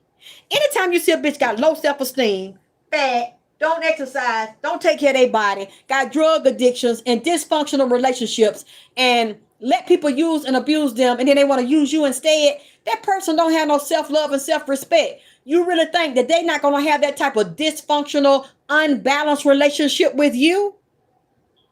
Because now they seeing you're somebody they can fucking feed off of. Because you got more than them and they know that your source of weakness is you try to help people that's been in a situation you've been in, because I've been there, but I really wanted to change. And they'll make you think they want to change and grow too, just as a way for you to let them in, thinking you helping them. And when are they using that shit to play on your motherfucking ass? And then as soon as you don't want to do it no more and you see what's going on, you will see them try to destroy your life. And everything that you built, because really they admire you and they want to get where you are and where you going. Even if you feel like you ain't really gotten in the way you want to be at, it's still usually more than what they have and you're further along than what they are. And they admire that, but then they resent you for that at the same time because they don't have the willpower and the self-discipline to get out of the bullshit they in and the type of behaviors they in and the low-level mindset. Let me tell you something. You can tell the mindset of a person very well by when they get mad at you and do they go to the lowest place or the highest place. What this person did that I've seen other women do when they get mad at me and want to try to set me up because I want to let you play on me and I don't want you around me because I see we're not moving in the same direction. We don't have the same habits every day. We don't have the same diet every day. You don't read, you don't study, you don't want to, you don't exercise. You don't have any self-discipline, self-control. You're not trying to better and advance yourself. Well, I need to be hanging around you, Paul, because every time I deal with you, you're always taking from me. You're a deficit to me. We are not on the same level growing, trying to get past the pain. You're still stuck in it. pain and you play on people with the pain and usually get sympathy and shit, but you don't want to grow. You don't want to go where I'm going. I can't keep on dealing with that shit. And when you let them know, look, if I've decided now, if you can't do this, if you can't do that, not do for me. But if you're not in the same kind of shit I'm in, you're not about developing, you're not about growing, you're not about studying, you're not becoming smarter and better and making more money and learning how to elevate your life and the people around you. If you're not doing that like I'm doing, then you're not good for me. And I don't really like what you're doing. And I see what this is a poisoning for me. As soon as you tell them that, and I want to back away because this ain't working out. When they then get with your enemies who can't prove that you did under them either other than stop fucking with them, and they then start circulating vicious rumors about you, that tells you a lot about the person's character. And that they have a low character, they have a low vibration, they like mess and bullshit. And instead of learning from the lesson and trying to elevate themselves and work through what's wrong with them and even what's wrong with the relationship with you two, or maybe it just wasn't meant to be because the person ain't on the vibe that you on and you don't want to be on the vibe that I'm on, because that means certain shit you got to stop doing. You got to take responsibility, you got to heal, you got to raise your vibration. You don't want to do it. You got to change your lifestyle, so that means you're poisonous to me and you like being toxic. Because the first thing you do when you get upset with me is that you then find other people and you start searching them out. They're not searching you out. You then search them out to tell more lies on me and get with them in a high negative. They can't do nothing to me and you can't either. All you have to do is talk and say your death spells and your wish death spells on me. And I saw the comment, she in the hospital, she in a death bed. She gonna die, bitch, I'm at home.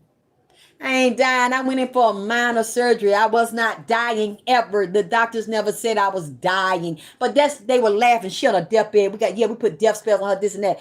That tells you that if you cut somebody off and they go into the negative like that and start lying on you and talk with people who don't like you and adding to it and trying to destroy your life, destroy your business, that lets you know that you should have gotten away from that person sooner. You don't ever trust a person that instead of trying to raise vibration and change, they then stab you and they get with other people that have done it. And they all said, let's all of us get together because we can destroy her with a bigger circle. That's a person you never, ever speak to again. And that you never, ever fucking trust again. Another type of person with a high vibration would try to work within themselves quietly, even if they have to apologize. And y'all talk it through, even if you know that's the end. And you respectfully agree to disagree. You go your way, they go their way. And that person works on themselves and elevate themselves. That's another type of person that is wounded, yes, and hurt, yes.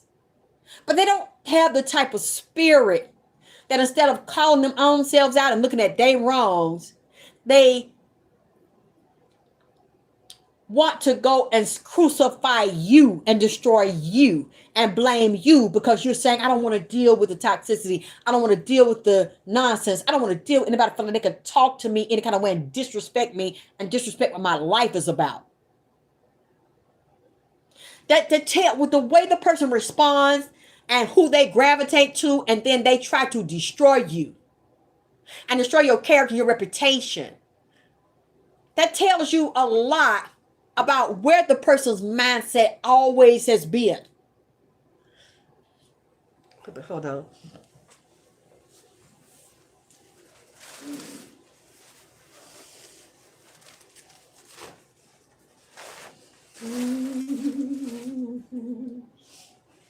I had to get the congestion out of my head. I'm sorry. Give me a paper towel. Yeah, I want y'all to study that. I want y'all to look at the character and behavior of people, because many times you won't see it until you don't agree with the person. What you said, Lola, that's right, Drip. You let the low vibration hang around too long. Yep, and I take responsibility for that because I kept trying to see the good in them and felt sorry for them because of their situation and their condition. I tried to help, realizing you can't help somebody like that. They don't want to be helped by you. They just want to find somebody to feed off of and take advantage of and take your money. Her life was not, it's best that she not been around me because her life was not made better because of me. By being around me, my lifestyle and the spirituality I practice, she did not want that, and she clearly did not agree with that. She did not become better because of being around me. I was just somebody to feed off of, to use and take advantage of what she thought was sick and broke down and dumb. So if I can't help you or elevate you, you definitely don't need to be around me. And it's not because I don't have the ability to, but it's because you didn't want it. You really weren't interested in that shit. You pretended to be. She's not a spiritual person at all. She pretended to be. I've had a lot of people pretend to be that way to get close to me when they really didn't want that. They wanted something else from me. And I didn't always know what it was. But when I really got the feeling, or I really, the spirit warned me, they finna set me up or do something that caused me to get hurt, I would bow out and I would see the nastiness. And that lets you know if somebody could jump that dirty and be that treacherous and have been around you for 3-4 years, they never liked you. They never cared for you. They never meant you no good. I don't care if it was somebody that was in your bed. Y'all gotta watch this kind of shit. And I just hope the ones that really are interested, they have good hearts and good souls and want to elevate yourself, that really want to vibrate to a high level. I hope you learn from a lot of things that I've chosen to open my life and share with you, and the very, very painful lessons that I've learned. Because I'm telling you, I had a self-esteem problem and I had a self-respect problem. And I'm telling you, when you deal with what I've dealt with, when you're very kind to people, and the first thing they do is call you all kinds of names, and then say they want to physically fight you and take your life from you, is somebody that doesn't respect you, doesn't respect themselves, doesn't appreciate the kindness that you've shown to them, and really think that, how can I say, maybe a part of them want to think that you're less than and you're nothing because you were so kind to them. Like they look at the kindness as a weakness. But then at the same time, it reminds me of my mother and people like her. And I know maybe y'all get tired of me saying, I don't really care. She always brings up my mother. Yeah, because that was my mother. And that's who gave birth to me. And that's who had the most devastating impact on me, because I was the first woman in my life that was so vicious and so cruel that I learned from. And I finally cut her off about, 2016. It took me that long. It was always back and forth, let her in, cut her off, let her in, cut her. A part, that little girl part of me just wanted to, just wanted so much for her to be my mother and to love me. And it finally took the Alexis, the grown part of me, the Alexis part of me. The Tia part of me was the name she gave me. And that was the part she taught, the things she would say to me. It taught me to be weak, and I thought I was. When I changed that name, I had to get rid of any name she gave me. I will not let anybody call me that. You will not disrespect me. That's a nice name, but it's not a nice name for me. And I've never hidden the fact that I had a legal name change. Nobody would know unless I told them. That's how I got out there. Nobody leaked my business. Nobody leaked my secret. It's not a secret. It's never been a secret. I'm the first one that told it. It never would have been known if I hadn't told it. So I'm not ashamed of it, but that's not my name. That name works for other women. I've met other women who have the name Tia, who are very strong, very independent, were very successful. I was never successful under that name. I was weak under that name. And I don't think it's the name itself, but basically it's the vibration of the letters put together based on the Jewish gematria system, which is how I got my name changed. I didn't just pick a name. I had it done correctly with Jewish mysticism, gematria, to fit the natural energy that was inside of me, that was really a lion and a leader, like I am now. That's the natural. What you're seeing is the natural me. That's Sagittarius me. With that name, that it never would. I was a victim in that name, and I was taught to be that way by my mother. So when I started calling myself that name, and they instructed me, when we give you this name, you cannot allow people to call you that old name. Now, while you're in the process of getting your driver's license, your social security card, everything changed over, people will call you that because they don't know, or I had to explain to people that didn't know, that were calling me that when they saw me, because I knew they hadn't seen me since like when we was teenagers or something, but they still recognized me.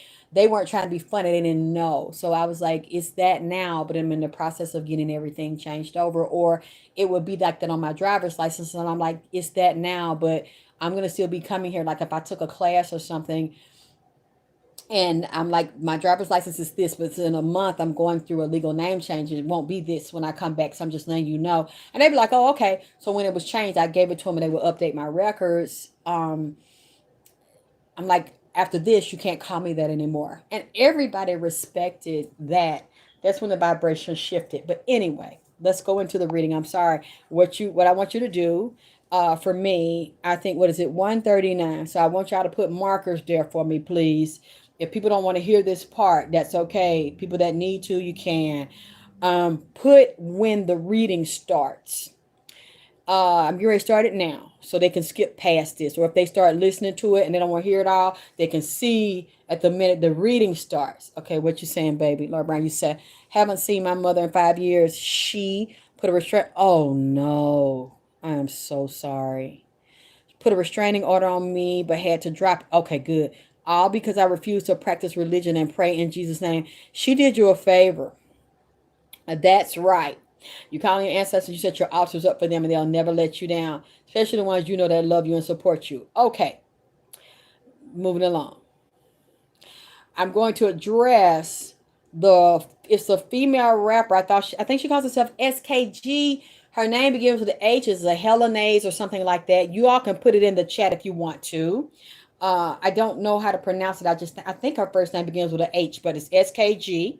She was with the Crips, with Nipsey Hussle and under Big U, and I think she had a relationship with Big U, a sexual relationship. So I don't know if she was pregnant by him. Y'all can fill me in if you know the details. This is new to me. I first saw her a couple of weeks ago when she was crying on Tasha K, saying how Big U beat you're welcome, Laura Brown, beat the shit out of her, and she was pregnant. So I'm not sure if she was pregnant by Big U or somebody else, and she I think she lost a baby, but y'all can correct me in the chat if I'm wrong. And I saw that part, but I didn't see this part till last night. I think the night before. Somebody sent it to me, and somebody said, tell Nipsey they over here lying on him, because she I don't know if Tasha released the whole interview, but I saw another excerpt where she broke down crying, telling Tasha K that Nipsey Hussle lured her, over to meet Big U, and then lured her there so Big U can beat the shit out of her when she was pregnant. And she said she is still mad at Nipsey about that, because it's Nipsey's fault that she got beat up. And I like I said, I sent my sister, which my student, and she's a really good reader. I want to see what she saw about it, and she answered me today. And then I looked at it, and this is surprising to me. You're probably going to be surprised what I'm getting ready to say to you. I've spoken to Nipsey about this. I haven't written everything down. I don't know everything about it. So I don't know if I'm going to come back and do another reading. Okay. I'm not going to tell you that the girl is lying on Nipsey, okay? I'm not going to tell you. I'm sorry. I know you probably thought I was going to say Nipsey ain't had nothing to do with that. Nipsey ain't know that Big U was going to beat the brakes off her ass. I'm sorry. I'm not going to tell you Nipsey didn't know, because Nipsey did not tell me he did not know. Okay? And I'm not getting ready to trash him at all. That's my baby. I ain't turning on my baby. I'm still ride or die for my nigga. Down all 10. This is what he said. And I'm going to show you these cards. Nipsey said she was supposed to be down with us, and she was supposed to be with Big U. He said, of course, the way she put it and said that I helped to set her up. He's like, really, I did not help to set her up. He said civilians would feel sorry for her, and civilians would cry for her, because civilians don't understand our lifestyle and the rules and regulations. This is an organization that is run methodically and meticulously like a Fortune 500 corporation. Just like the mob, he said, and when you, whether you are male or female, and you sign up to join this organization, you already get your codes, your bylaws, your rules, your regulations. You already know what the fuck it is. And she knew what the fuck it is. He said, this is a street bitch.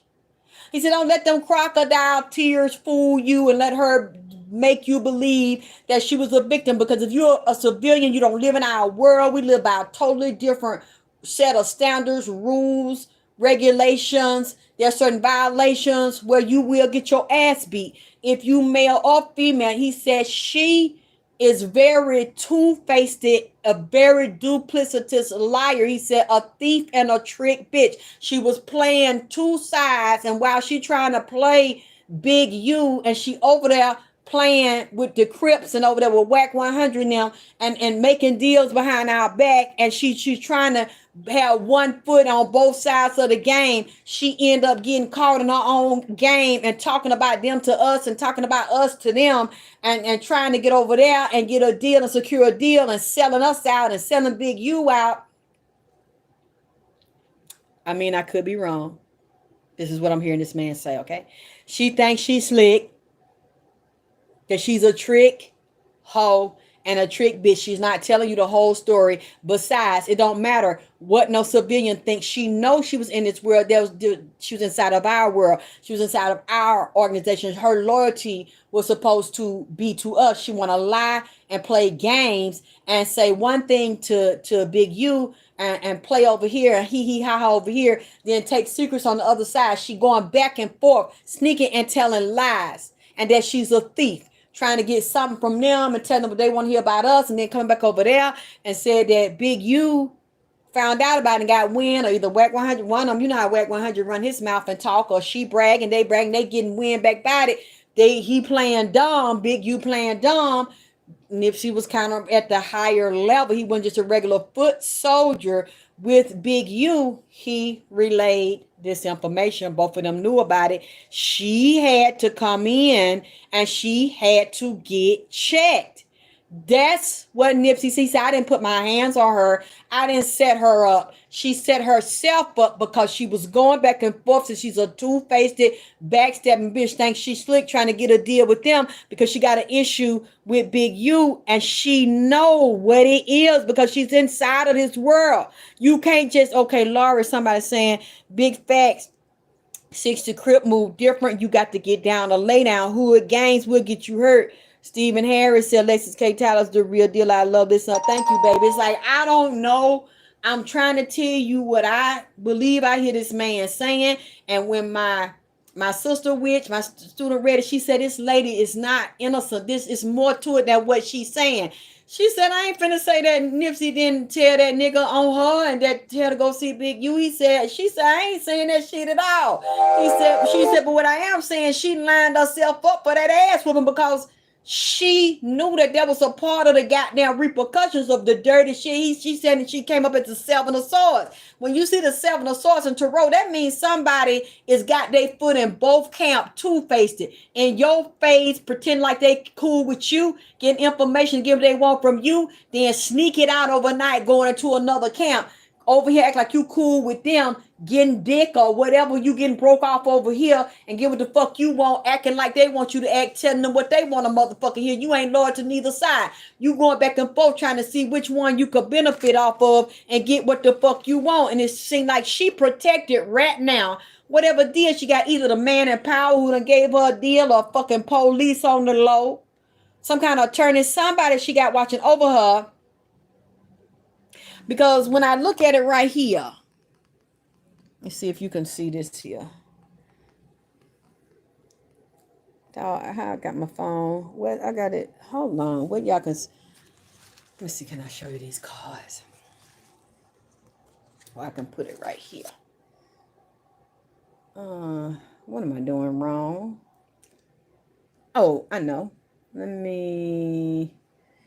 Okay. Let me try to turn it. That's what I did. I got it. Okay. And put it back right here. I don't know if you can see them. You see how she 3 of Pentacles. That means a step up with 3 people involved. Right here. Then she pull away. Don't want to be bother. This is your friendship. And then because she being protected by this man right here. She's a dirty bitch. She got with two other people behind Big U back and Nipsey back, and she claims she was a friend with Nipsey and helped him, but she knew he was loyal to the Crips and loyal to Big U, whether he liked it or not. He had to be. She then pulls away. She don't want to fuck with them no more because she up under this nigga getting protection. Okay. Then she was fighting some. I don't know what happened with her and Big U. They was fucking her, how they fell out.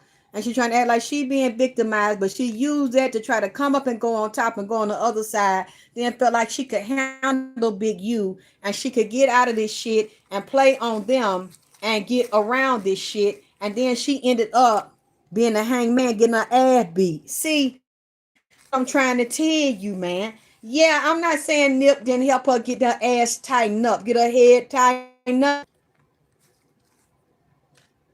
Lay this out right here. Showing right. See, he's here speaking for himself and he's judgment. She tried to come up and get what the fuck she want and move to another side while she pregnant. I'm talking about this baby and shit and using that to get attention and goddamn sympathy. And now she's going to face judgment again for lying on Nipsey. Not completely lying because he did know about the ass woman getting their head skinned. But see, she know that what come to her when you get checked, you get G-check inside of there. Now it don't, look, bitches really get their ass beat in there too, man. They don't care about you being no bitch. Man, you getting out of line and shit. She know Big, you were going to go upside that cabbage. Now, look, I'm not saying that, look, I'm not saying it's right or wrong, goddammit, but I'm just saying, if you playing with them boss niggas like that, and you trying to outsmart them and trick them and outwit them and shit, you know they find out about that goddamn shit, man. You know you getting that head, goddammit, you know, maybe touched on a little bit, goddammit. See, she put herself in a prison, was bound up or felt bound up by Big U. I don't know what was going on with her and Big U, but she felt bound up by him and trying to get away from him and felt like she would have more pleasure by putting herself under another older man.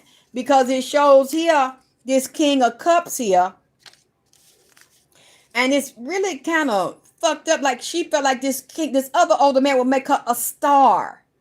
That's what she was focusing on, being a star. And so she made a new agreement with another man who was older and powerful, having money. She made a deal with him and made promises and agreements with him behind Big U back. It wasn't the betrayal of Nipsey. It was the betrayal of Big U. But see, Nipsey was under Big U as well. And this became a heavy burden. Whatever was going on. And see, this is what bothers me right here too. Look at this right here. Her and Big U were lovers.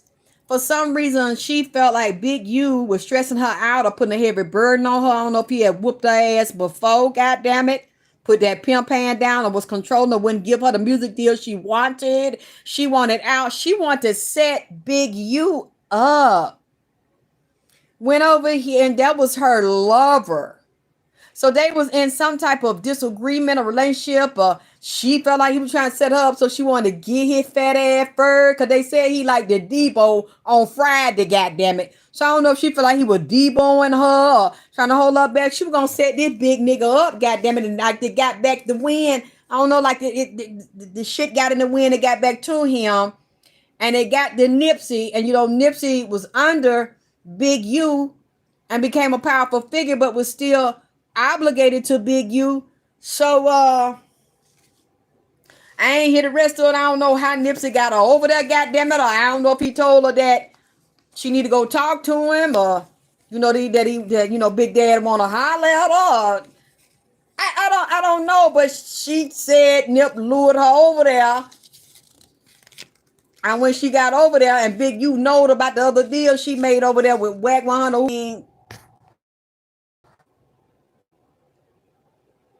I'm not taking up for the man, goddamn it. I mean, I don't know what the fuck. I don't know what the fuck she called herself trying to goddamn it do, or you know, felt like she was smarter than that goddamn man. But I think Big U was older than her, and you know that's a street nigga and a slick ass nigga, and you know how they is about them women. They don't trust women's no goddamn way. And She was with this organization right here because it shows it. Hold on, let me show this back down here to you. See, I ain't really got too deep in this shit right here. But this little bit I done got it. It's like, wow. See, she was with Nipsey and them. She was with them Crips. So I don't know if Nipsey was just an old friend or Big U was an old friend, but I think she knew Nipsey before when they was younger. She was in this group here with him. The leader was already conflict between her and Big U. I don't know what was happening, and she felt like some kind of way. I don't know if he promised her a deal and wouldn't give it to her. She was gonna come up and get a payday. Clearly, it was conflict with them, and she didn't. So she went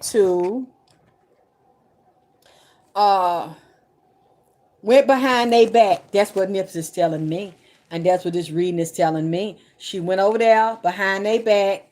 The other people told her they were going to make her a star and give her deal. So I don't know if that's how she got a deal now. But she had not, from what it's saying and what he's trying to say to me, she had not cut ties with Nipsey and Big U them and going to call herself, sneaking and not going to tell them. But then she knows she wasn't just gonna be able to blood in and blood out. It was gonna be blood in, blood out. She wasn't just gonna get away with that shit, and she was real scared of him, scared of Big U, because she know that was not what she was supposed to do, and that was not the way you were supposed to do it. It got back to him, goddamn it. I mean, and Nipsey knowed about it. I don't know what rank Nipsey had at the time, but Nipsey was obligated. He said, I had to tell. I didn't whoop her ass. I did not like co-sign on her getting her ass whooped, but she know what it was. What I wanted her to that happen to her or not. She know that's what was gonna happen to her. When that nigga found out about that shit, because she trying to play games and try to play both ends against the middle. She know that one gonna last too long and one gonna goddamn it work. I don't know. Look, I don't know what the fuck I'm saying. I'm trying to repeat what I think I'm saying, but hey, I'm willing to be wrong about what the fuck I'm saying. Thank you, Lori Brown. And I think she was with the Sixes because she was fucking Big U. She said Nipsey and her both came. Oh, thank you, pretty trendy. Okay, so I'm not. Okay, it's him then. I'm not mishearing what I think this man is saying. He said she knew that's what the fuck it was, but she trying to play sneaky and she trying to ease away. I guess maybe Big U had beat her up before, so she wasn't happy. She tried to maybe ease away from him, or she trying to sneak over there and get a deal and play that game. Knowing all them niggas know each other, they not gonna turn on each other and not run their mouth about a bitch. And if Wack 100 was in it, he was gonna be glad to let it be known. Ha ha ha. Yeah, I got Big U bitch over here. We done gave her a deal. He wouldn't help her, so somebody had to do it. Goddamn it, and we did. How he like to brag and fuck with people and talk shit. So it got back. It's like, oh yeah, Nipsey. She know you and talk to you and shit. Tell her that, I want to talk to her. I'm going to say, I don't know what all the niggas said. Look, I'm just listening to the man. And I thought he was going to say, look, they lying on me. He was telling me, I did. I said, Nipsey, okay. He said, look, you don't understand.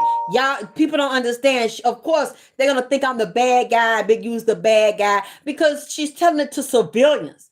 She's a part of this world. She's in this world. She took the oath like the rest of us did. She's under the rules, the regulations. She's like this. He said this is a whole governmental structure. We have businesses. People have jobs. People have salaries. These are set up like non-profit structures. Some of them, they're just like corporations. There are rules and regulations. There's a hierarchy. There's foot soldiers. There's general. He said, she knows the game. She knows the structure. She knows y'all don't know. So she's trying to make me like the bad guy, also bringing my name up to try to sell records and get popularity. And she's like, I ain't do nothing to this bitch. He said she did it to herself because she thinks she's a slick bitch. And she's a trick bitch. She's a lying hoe ass bitch. She put herself in this position. She knew that was what the fuck was going to happen. She was going to get motherfucking G checked in. I said, oh. So you're not denying this? He said, I ain't denying I got them things. You know what the fuck it is? I ain't do nothing to her.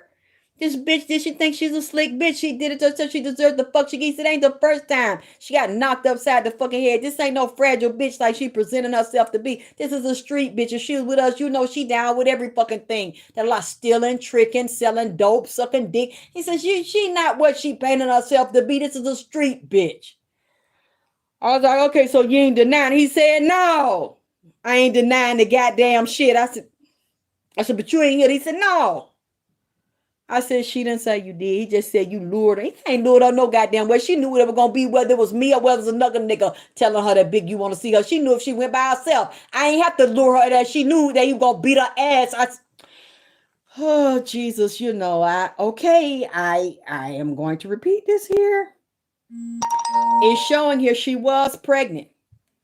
And it's saying, too, Big U wasn't the only one who had a problem. She had a problem with some other bitches, with jealousy, competition, and fighting, trying to get deals, trying to get attention. And there was another female that he was on competition with, or jealous with, and it was another younger, hot-tempered man here that she was dealing with. See, this lady, the way she's trying to paint herself like she's a saint and all that, this reading is not showing that this lady is really that, and that she is completely a victim here. It said that this lady was in fights and she liked to fight women. She was fighting a woman and in jealousy and competition and disagreements with a woman, and doing drugs and sex addiction. She was into pleasure things and getting high and fucking. She's trying to present herself as like a housewife, a sweet, innocent housewife who was so loving and kind and just was jumped and violated and shit. And these cards are not showing that this lady is with the shits. One of them niggas tell her to go jump on a bitch or slap a bitch, all right. Smoke her cigarette, drink her, whatever. Why God? The bitch is with the shits. But she gonna sit here to the public that don't know nothing about the life and don't know nothing about the rules, and you gonna be taxed or you gotta get DP'd shit like the rest of them. They don't understand that. We don't understand that. I understand because I know a little bit about their life and from what he tells me, but regular people be like, oh, wow, Nipsey did that, Big U did, oh, wow, but you was with the 60s, though, so you a gang, you a street bitch, you a gang bitch, you cute, but you still a street bitch, and you's a shady bitch, and you ain't no innocent bitch running with them damn niggas, running with Nip and all them, you not no innocent bitch. You not no little girl running with them. You look like one, but all them crocodile tears you giving for the audience, because you know we don't know no better.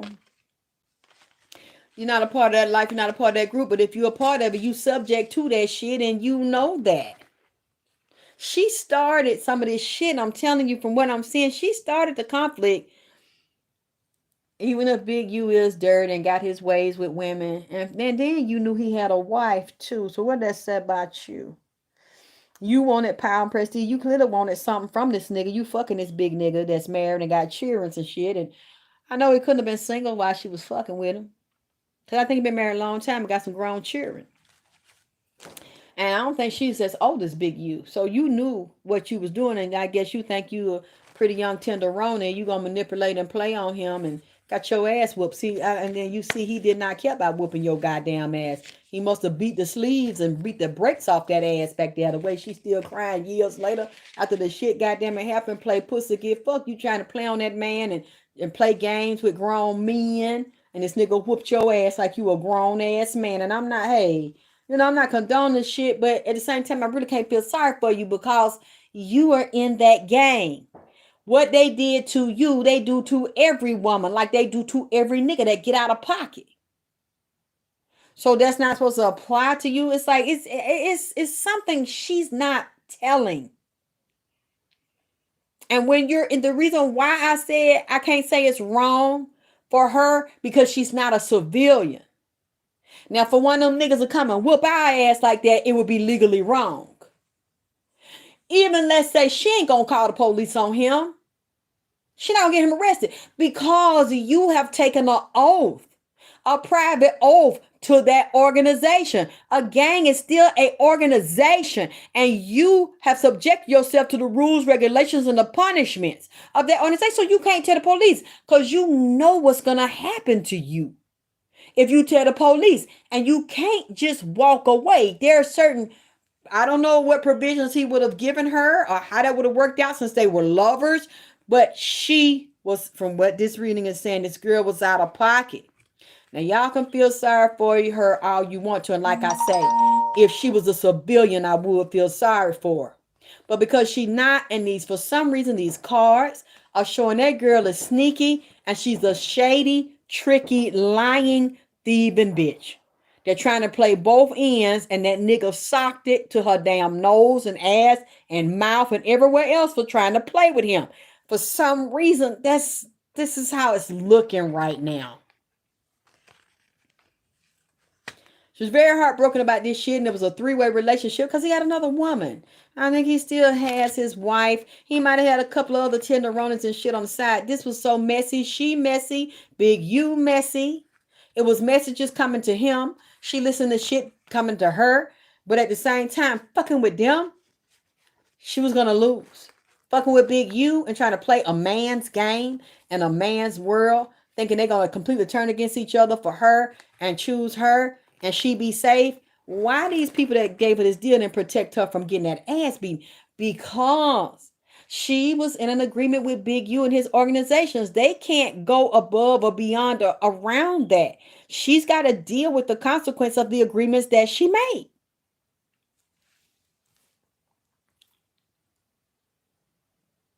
I don't know. Can y'all hear me? I want to make sure y'all can hear this reading this whole time because it's like my screen was locked. I hope I didn't block y'all out. Can y'all? Okay. Can y'all hear me? Because I don't see it moving. Y'all let me know. Can y'all hear me? Did y'all hear the reading? Okay. Yeah. And she's a liar.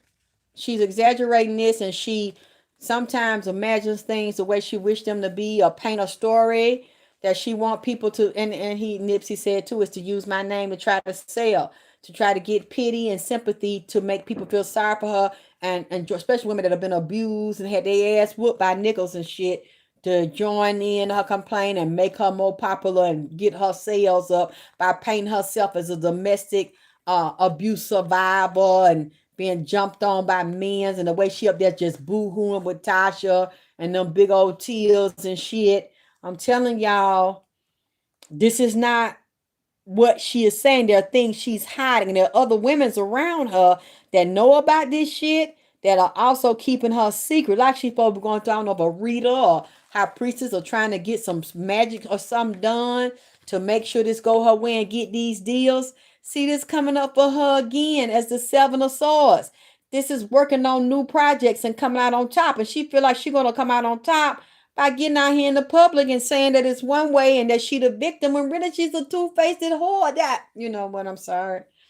I'm sorry. Shouldn't say that lady was a two-faced whore. Okay, I'm not saying it, but the card said it, goddamn it. I mean, this is a part of the project that she working on, throwing this in.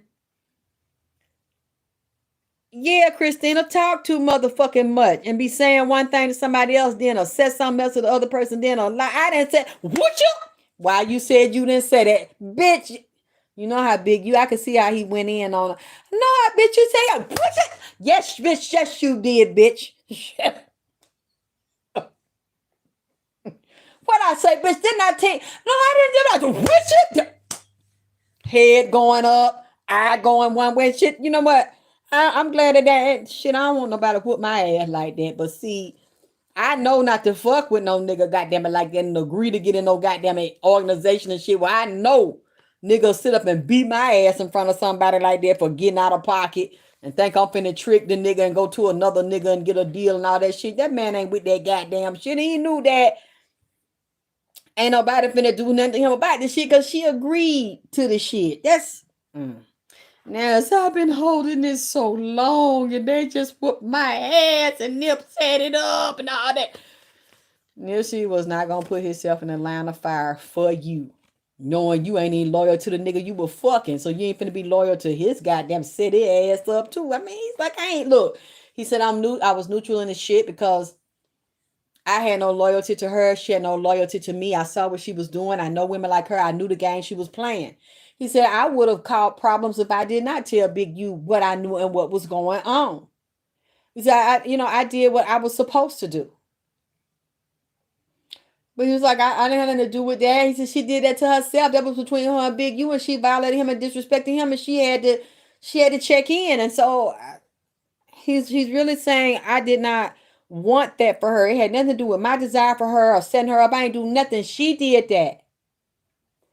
You know, I was told to pass a message, and that's what I had to do. That's really like he's looking at. He's like, I did not want to see her beat up. I did not set that up. I was not a part of that. I was not even in that shit. It had nothing to do with me. I was not running my mouth. She did that.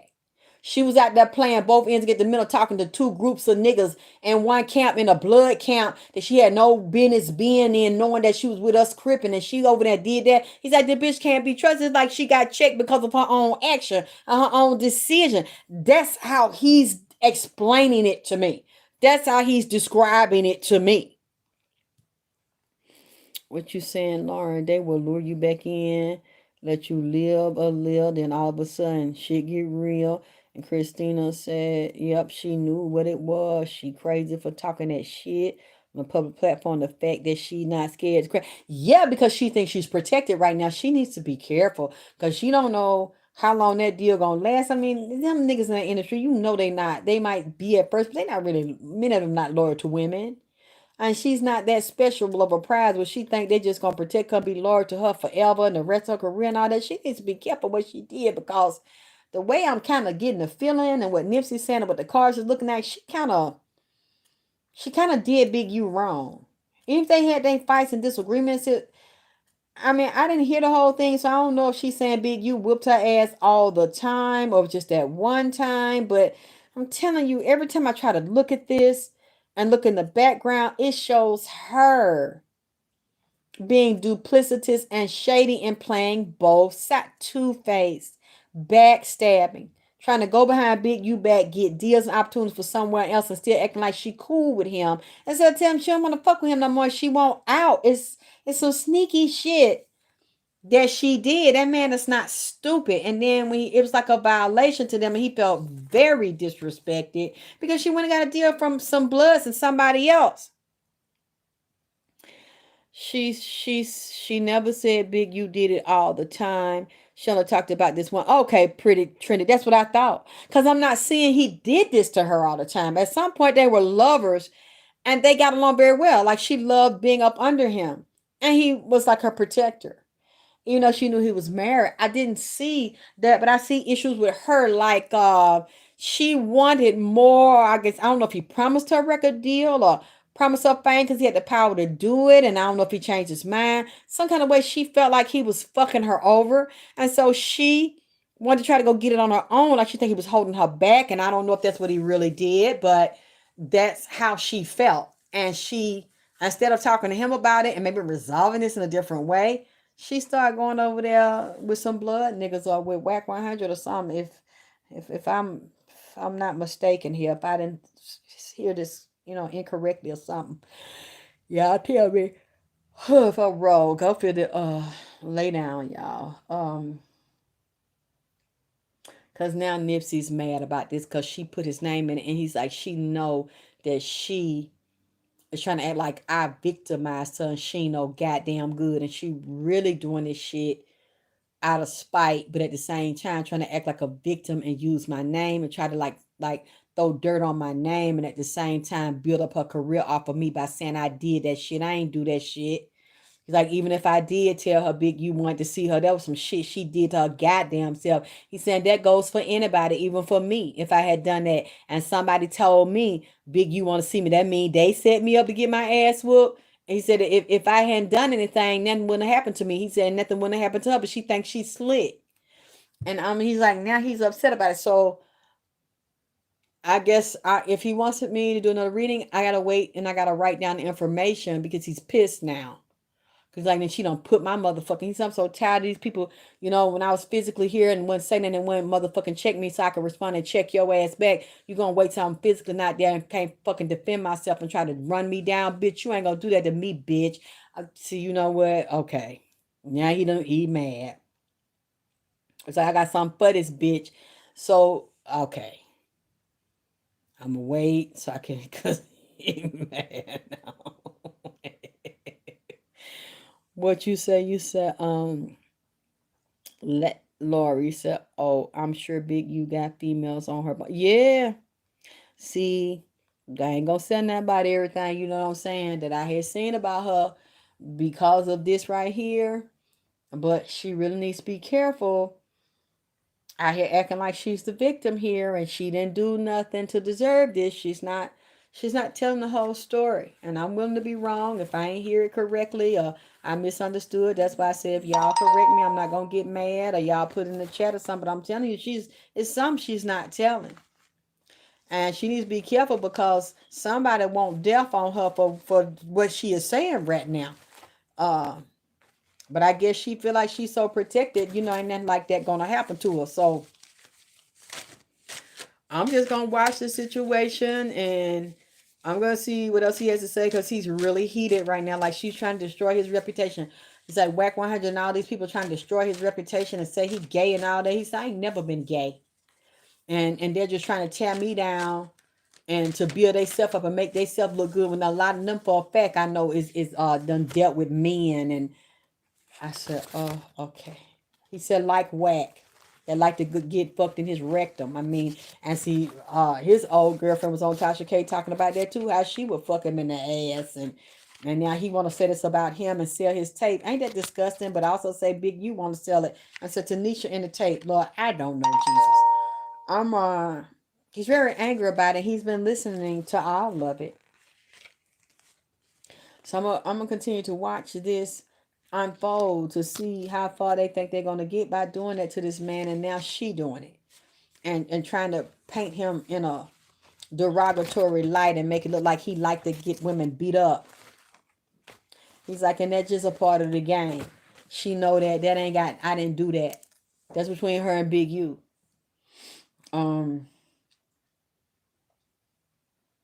So we're gonna see how this plays out and how this helps her career. He said, because she's really doing to try to help her career by throwing his name around, because you know a lot of people love him, still missing him. He's still popular. He's still a hashtag. People still hate what happened to him. They've not forgotten him.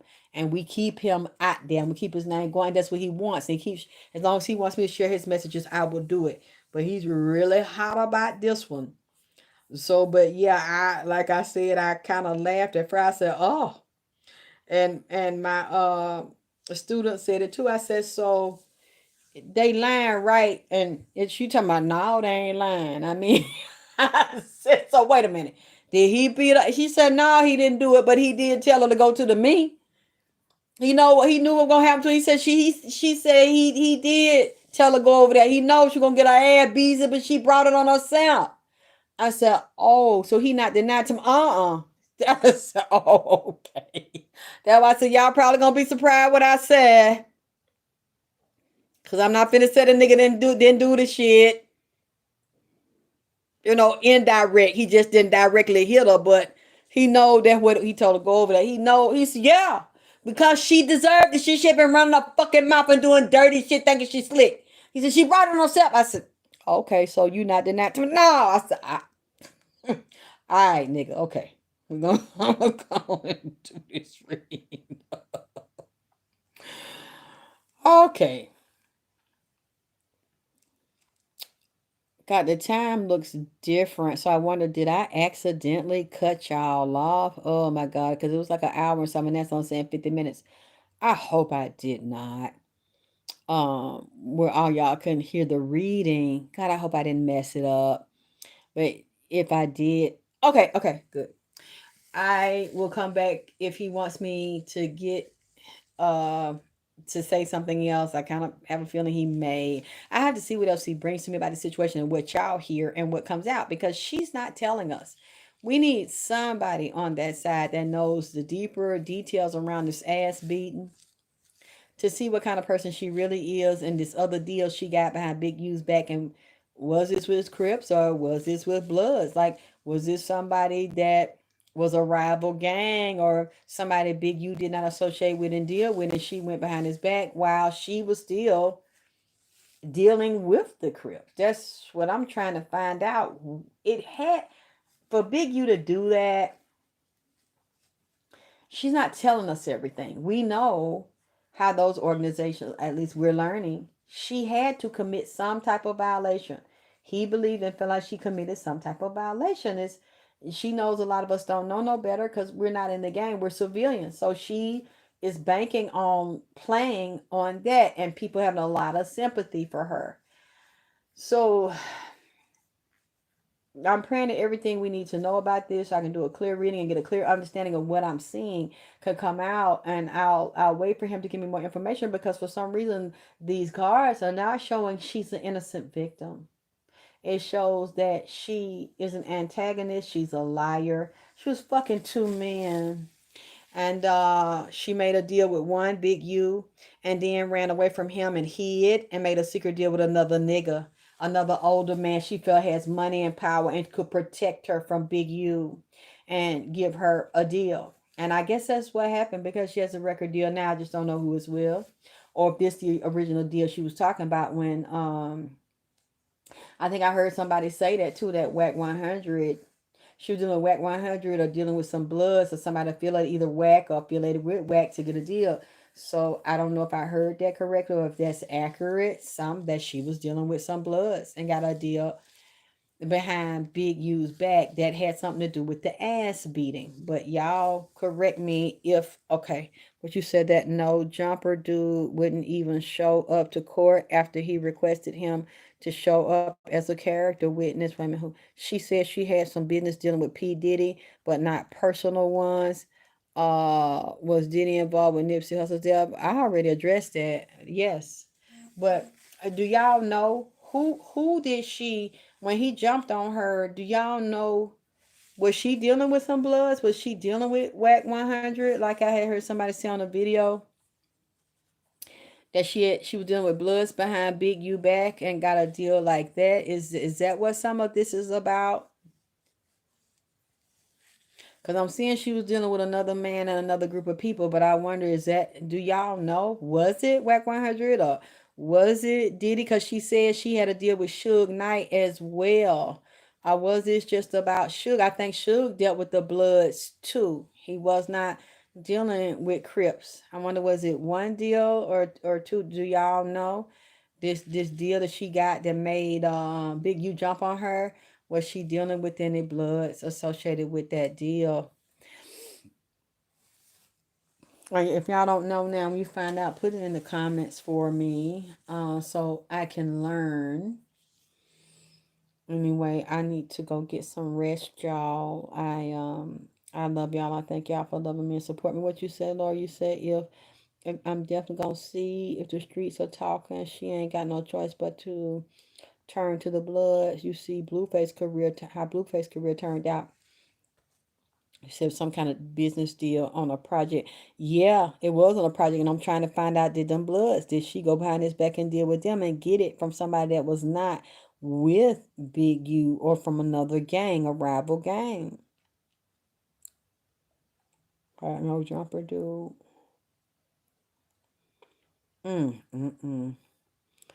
Okay. But we'll see what comes out soon. And y'all hit my cash out, make it clap, continue to donate, and